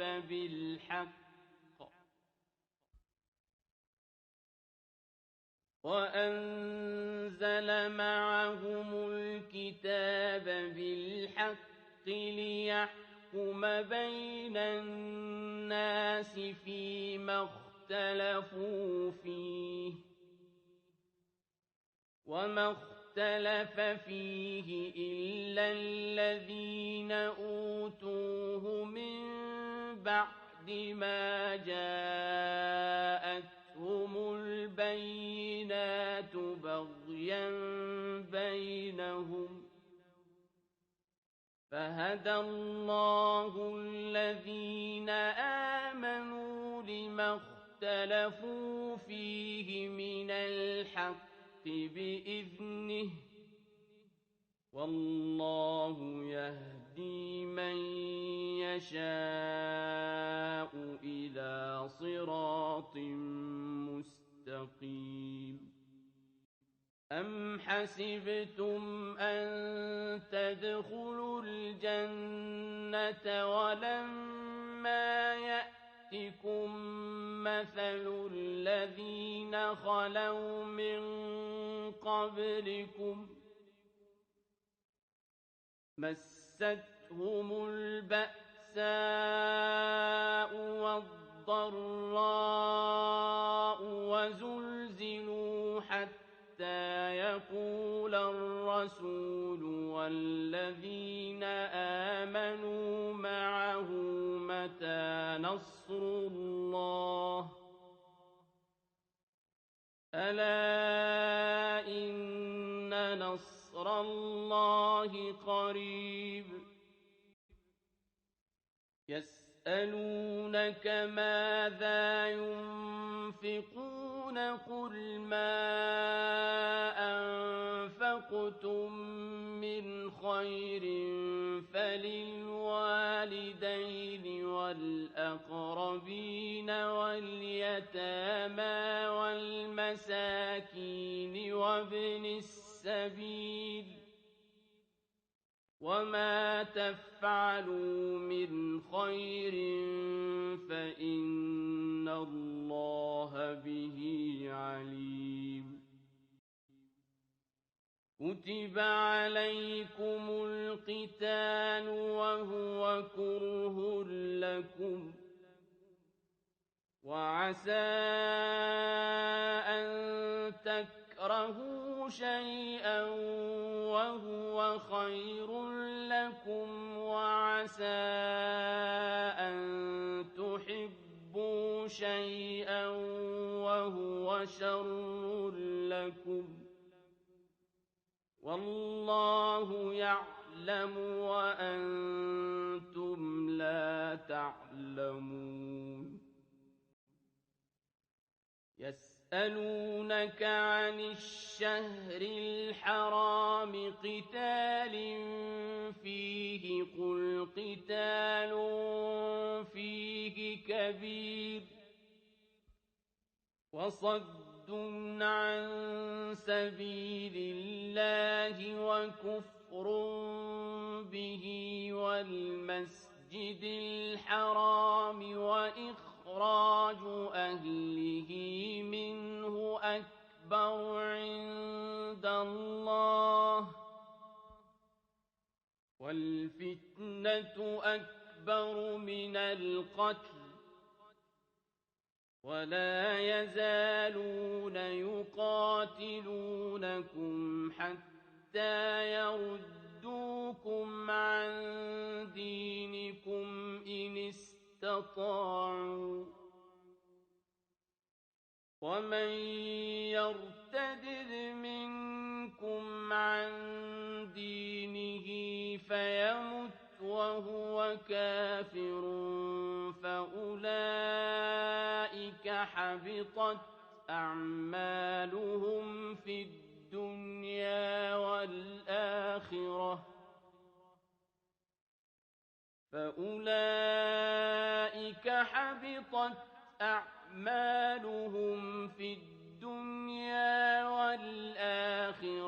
وأولئك أصحاب النار هم فيها خالدون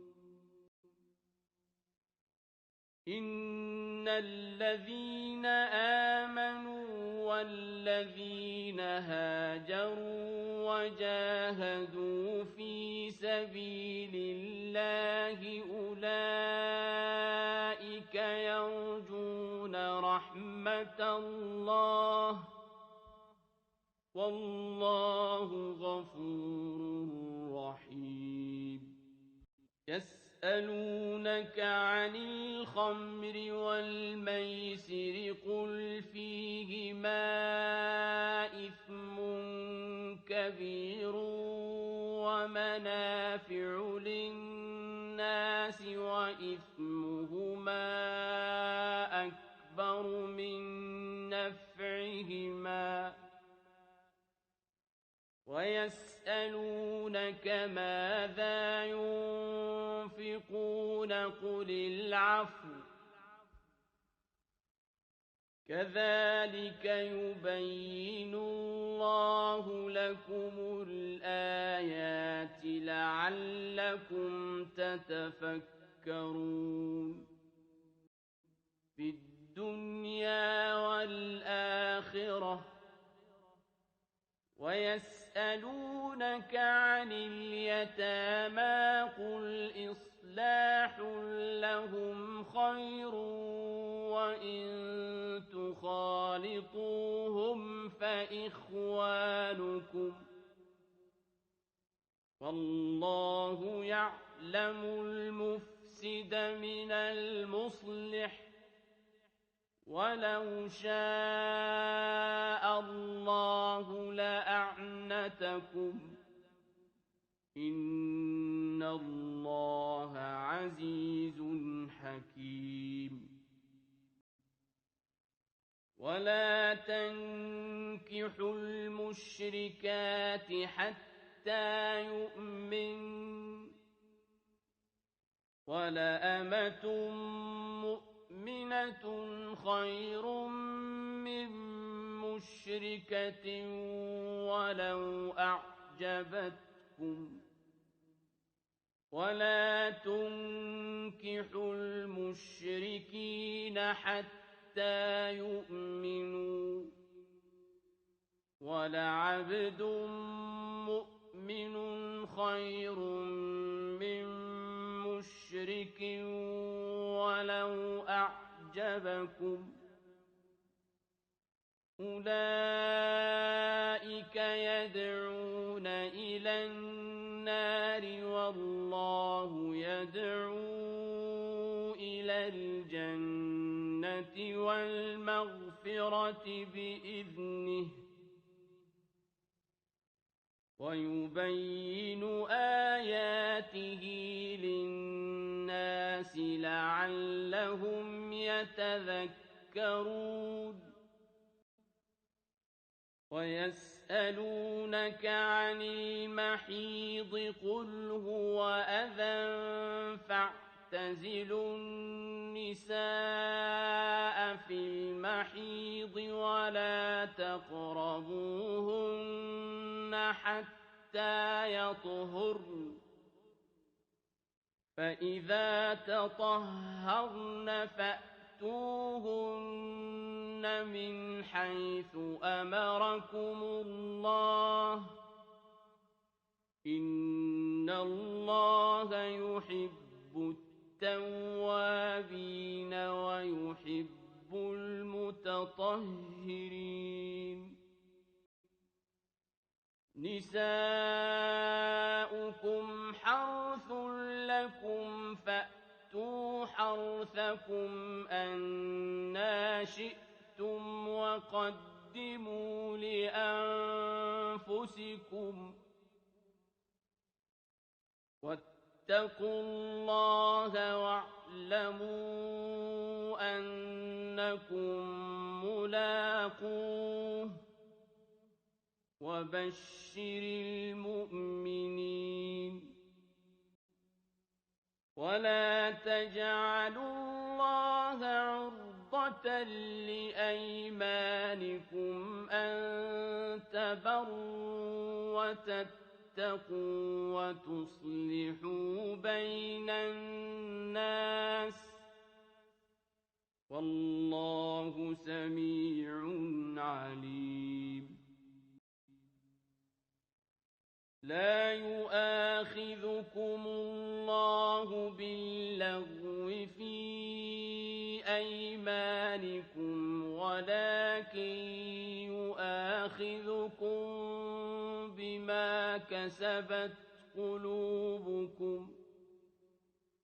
والله غفور حليم للذين يؤلون من نسائهم تربص 4 أشهر فإن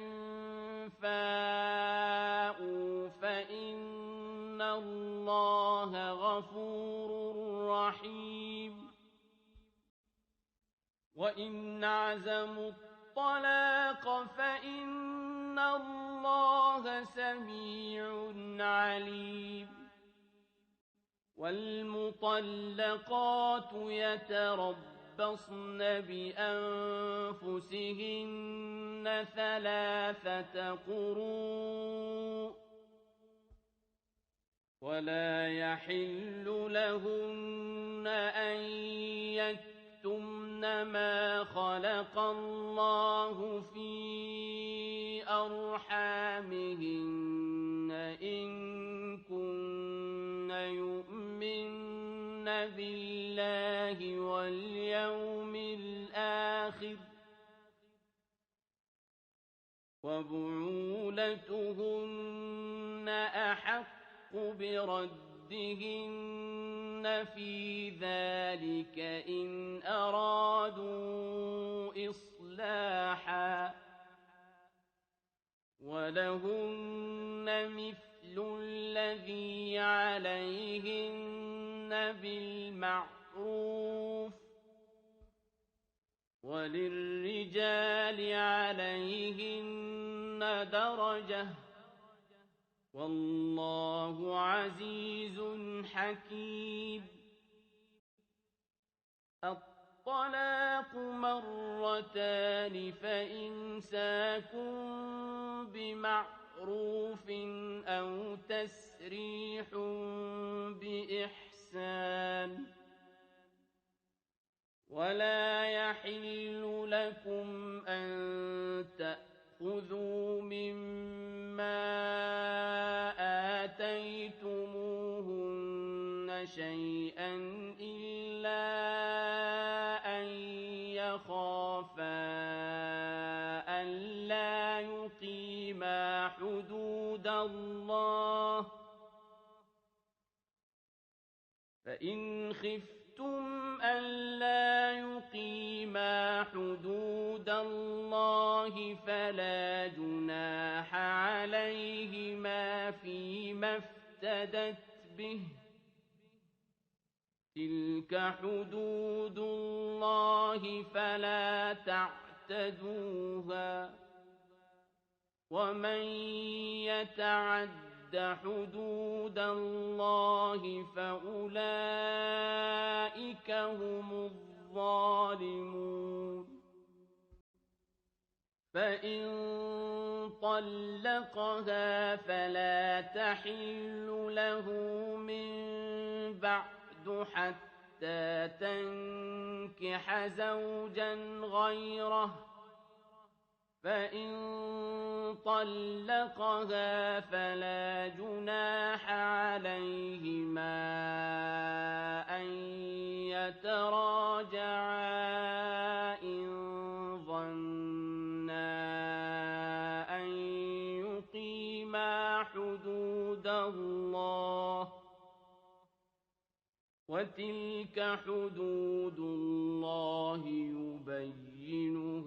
لقوم يعلمون وإذا طلقتم النساء فبلغن أجلهن فأمسكوهن بمعروف أو سرحوهن بمعروف ولا تمسكوهن ضرارا لتعتدوا ومن يفعل ذلك فقد ظلم نفسه ولا تتخذوا آيات الله هزوا واذكروا نعمة الله عليكم وما أنزل عليكم من الكتاب والحكمة يعظكم به واتقوا الله واعلموا أن الله بكل شيء عليم وإذا طلقتم النساء فبلغن أجلهن فلا تعضلوهن أن ينكحن أزواجهن إذا تراضوا بينهم بالمعروف ذلك يوعظ به من كان منكم يؤمن بالله واليوم الآخر ذلكم أزكى لكم وأطهر والله يعلم وأنتم لا تعلمون والوالدات يرضعن أولادهن حولين كاملين لمن أراد أن يتم الرضاعة وعلى المولود له رزقهن وكسوتهن بالمعروف لا تكلف نفس إلا وسعها لا تضار والدة بولدها ولا مولود له بولده وعلى الوارث مثل ذلك فإن أرادا فصالا عن تراض منهما وتشاور فلا جناح عليهما وإن أردتم أن تسترضعوا أولادكم فلا جناح عليكم إذا سلمتم ما آتيتم بالمعروف واتقوا الله واعلموا أن الله بما تعملون بصير والذين يتوفون منكم ويذرون أزواجا يتربصن بأنفسهن 4 أشهر و10 فإذا بلغن أجلهن فلا جناح عليكم فيما فعلن في أنفسهن بالمعروف والله بما تعملون خبير ولا جناح عليكم فيما عرضتم به من خطبة النساء أو أكننتم في أنفسكم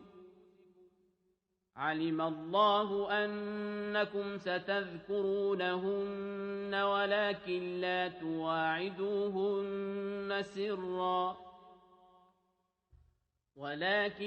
تواعدوهن سرا إلا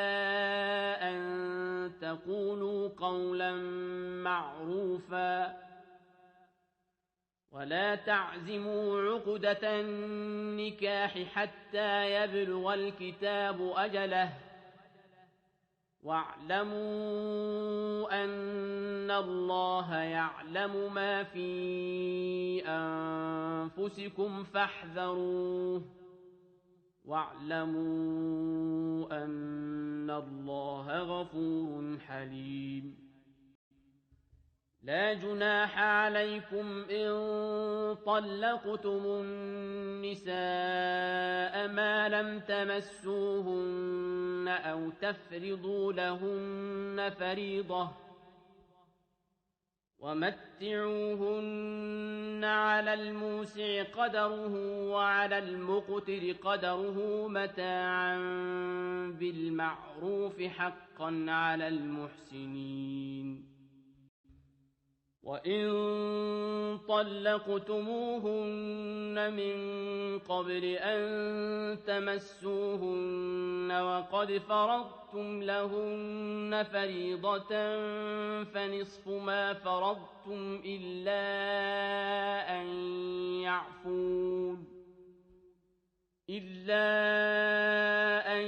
يعفون أو يعفو الذي بيده عقدة النكاح وأن تعفوا أقرب للتقوى ولا تنسوا الفضل بينكم إن الله بما تعملون بصير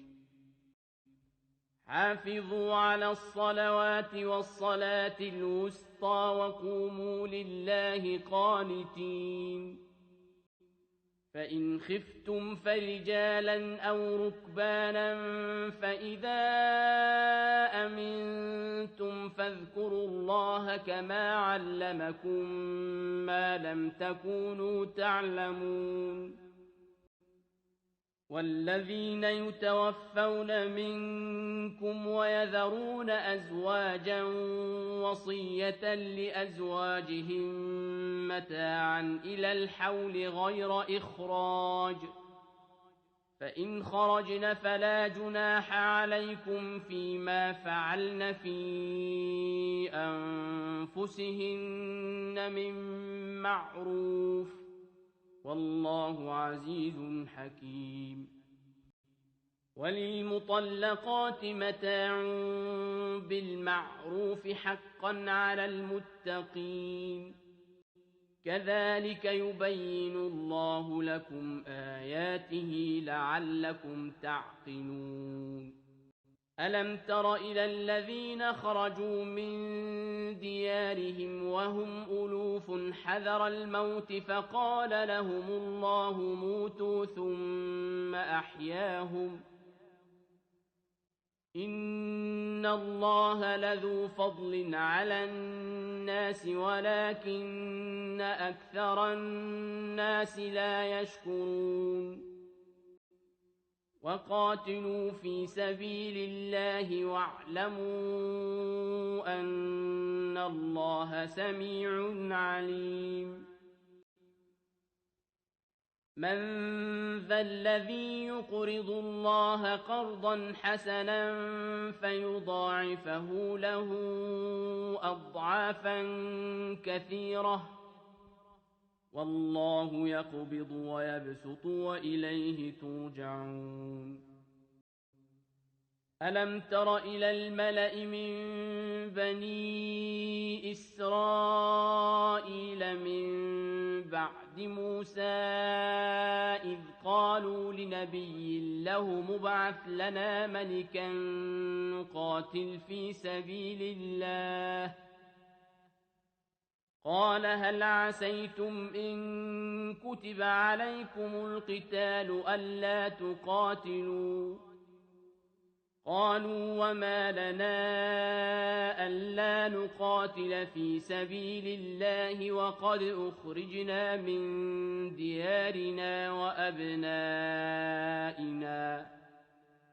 فلما كتب عليهم القتال تولوا إلا قليلا منهم والله عليم بالظالمين وقال لهم نبيهم إن الله قد بعث لكم طالوت ملكا قالوا أنى يكون له الملك علينا ونحن أحق بالملك منه ولم يؤت سعة من المال قال إن الله اصطفاه عليكم وزاده بسطة في العلم والجسم والله يؤتي ملكه من يشاء والله واسع عليم وقال لهم نبيهم إن آية ملكه أن يأتيكم التابوت فيه سكينة من ربكم وبقية مما ترك آل موسى وآل هارون تحمله الملائكة إن في ذلك لآية لكم إن كنتم مؤمنين فلما فصل طالوت بالجنود قال إن الله مبتليكم بنهر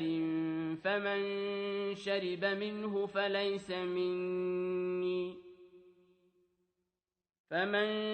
شرب منه فليس مني ومن لم يطعمه فإنه مني إلا من اغترف غرفة بيده فشربوا منه إلا قليلا منهم فلما جاوزه هو والذين آمنوا معه قالوا لا طاقة لنا اليوم بجالوت وجنوده قال الذين يظنون أنهم ملاقو الله كم من فئة قليلة غلبت فئة كثيرة بإذن الله والله مع الصابرين ولما برزوا لجالوت وجنوده قالوا ربنا أفرغ علينا صبرا وثبت أقدامنا وانصرنا على القوم الكافرين فهزموهم بإذن الله وقتل داود جالوت وآتاه الله الملك والحكمة وعلمه مما يشاء ولولا دفع الله الناس بعضهم ببعض لفسدت الأرض ولكن الله ذو فضل على العالمين تلك آيات الله نتلوها عليك بالحق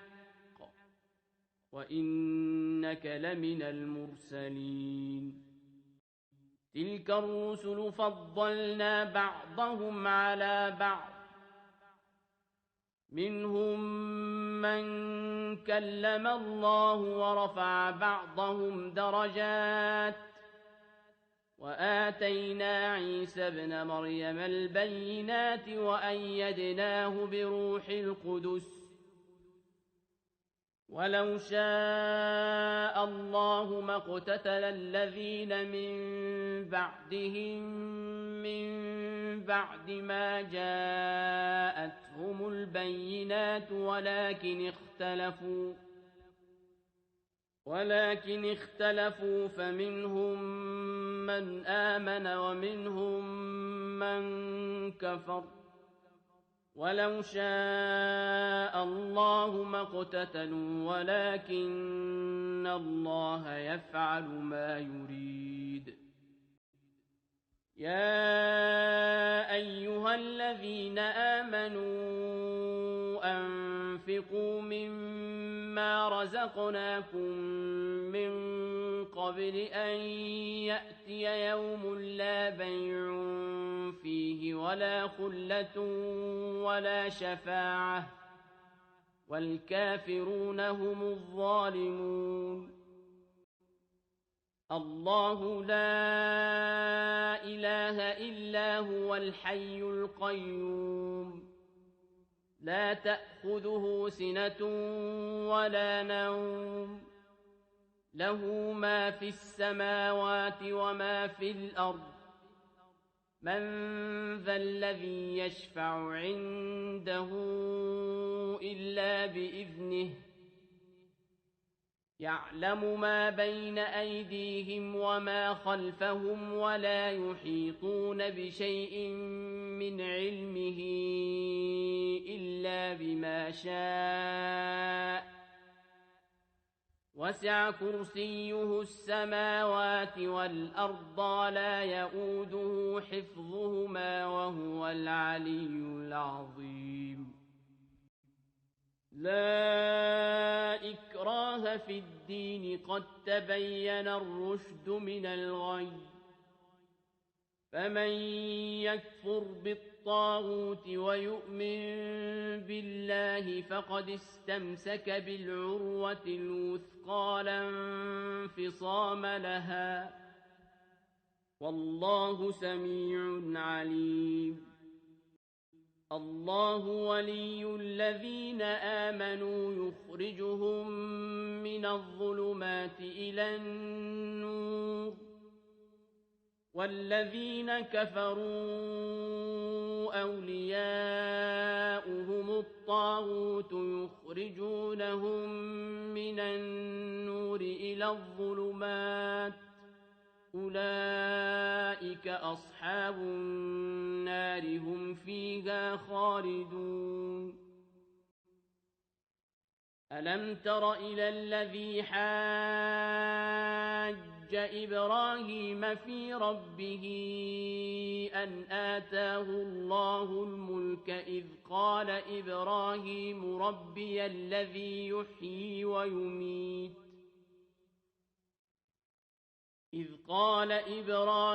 ربي الذي يحيي ويميت قال أنا أحيي وأميت قال إبراهيم فإن الله يأتي بالشمس من المشرق فأت بها من المغرب فبهت الذي كفر والله لا يهدي القوم الظالمين أو كالذي مر على قرية وهي خاوية على عروشها قال أنى يحيي هذه الله بعد موتها فأماته الله 100 عام ثم بعثه قال كم لبثت قال لبثت يوما أو بعض يوم قال بل لبثت 100 عام فانظر إلى طعامك وشرابك لم يتسنه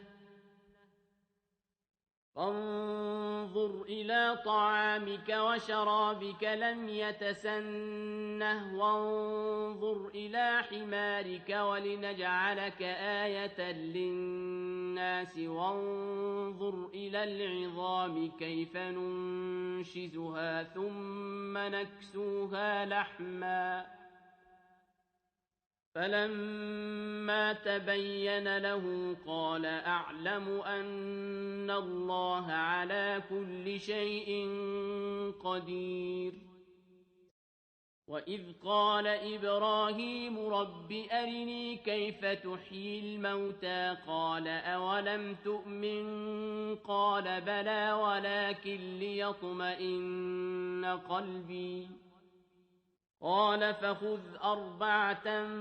من الطير فصرهن إليك ثم اجعل على كل جبل منهن جزءا ثم ادعهن يأتينك سعيا واعلم أن الله عزيز حكيم. مثل الذين ينفقون أموالهم في سبيل الله كمثل حبة أنبتت 7 سنابل في كل سنبلة 100 حبة والله يضاعف لمن يشاء والله واسع عليم.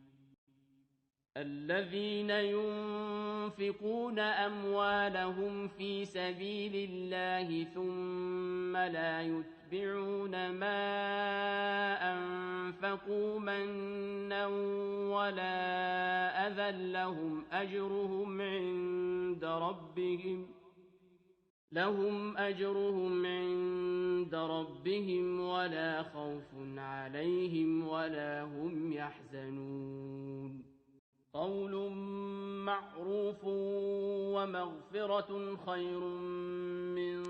صدقة يتبعها أذى والله غني حليم. يا أيها الذين آمنوا لا تبطلوا صدقاتكم بالمن والأذى كالذي ينفق ماله رئاء الناس ولا يؤمن بالله واليوم الآخر فمثله كمثل صفوان عليه تراب فأصابه وابل فتركه صلدا لا يقدرون على شيء مما كسبوا والله لا يهدي القوم الكافرين. ومثل الذين ينفقون أموالهم ابتغاء مرضات الله وتثبيتا من أنفسهم كمثل جنة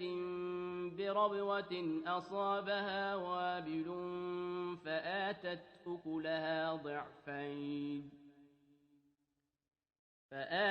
أكلها ضعفين فإن لم يصبها وابل فطل والله بما تعملون بصير. أيود أحدكم أن تكون له جنة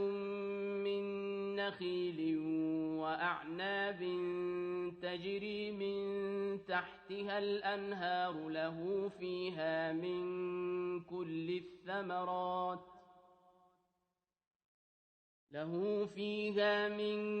كل الثمرات وأصابه الكبر وله ذرية ضعفاء فأصابها إعصار فيه نار فاحترقت كذلك يبين الله لكم الآيات لعلكم تتفكرون. يا أيها الذين آمنوا أنفقوا من طيبات ما كسبتم ومما أخرجنا لكم من الأرض ولا تيمموا الخبيث منه تنفقون ولستم بآخذيه إلا أن تغمضوا فيه واعلموا أن إن الله غني حميد الشيطان يعدكم الفقر ويأمركم بالفحشاء والله يعدكم مغفرة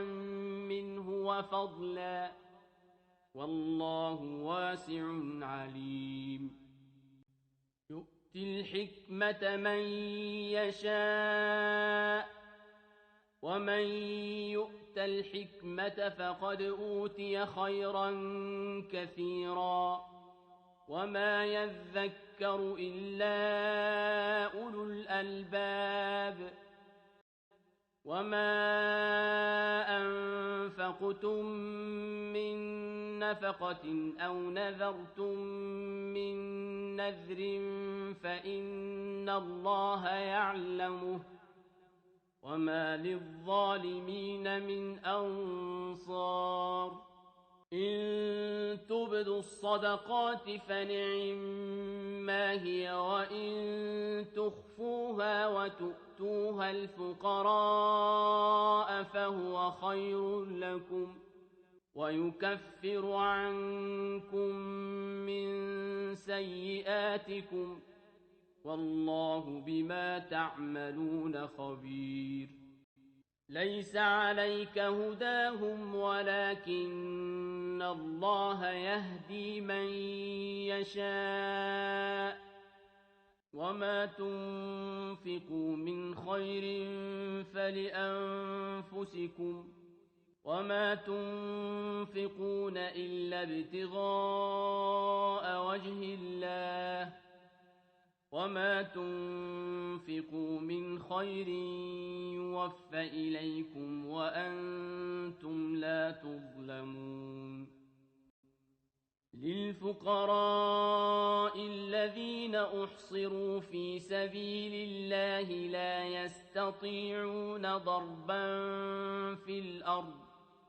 لا يستطيعون ضربا في الأرض يحسبهم الجاهل أغنياء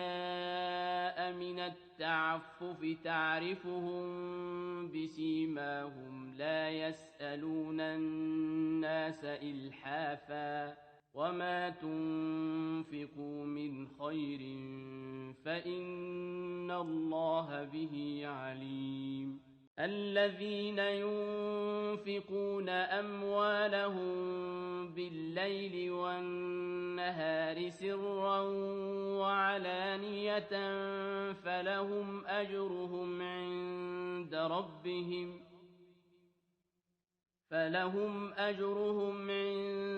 ربهم ولا خوف عليهم ولا هم يحزنون الذين يأكلون الربا لا يقومون إلا كما يقوم الذي يتخبطه الشيطان من المس ذلك بأنهم قالوا إنما البيع مثل الربا وأحل الله البيع وحرم الربا فمن جاءه موعظة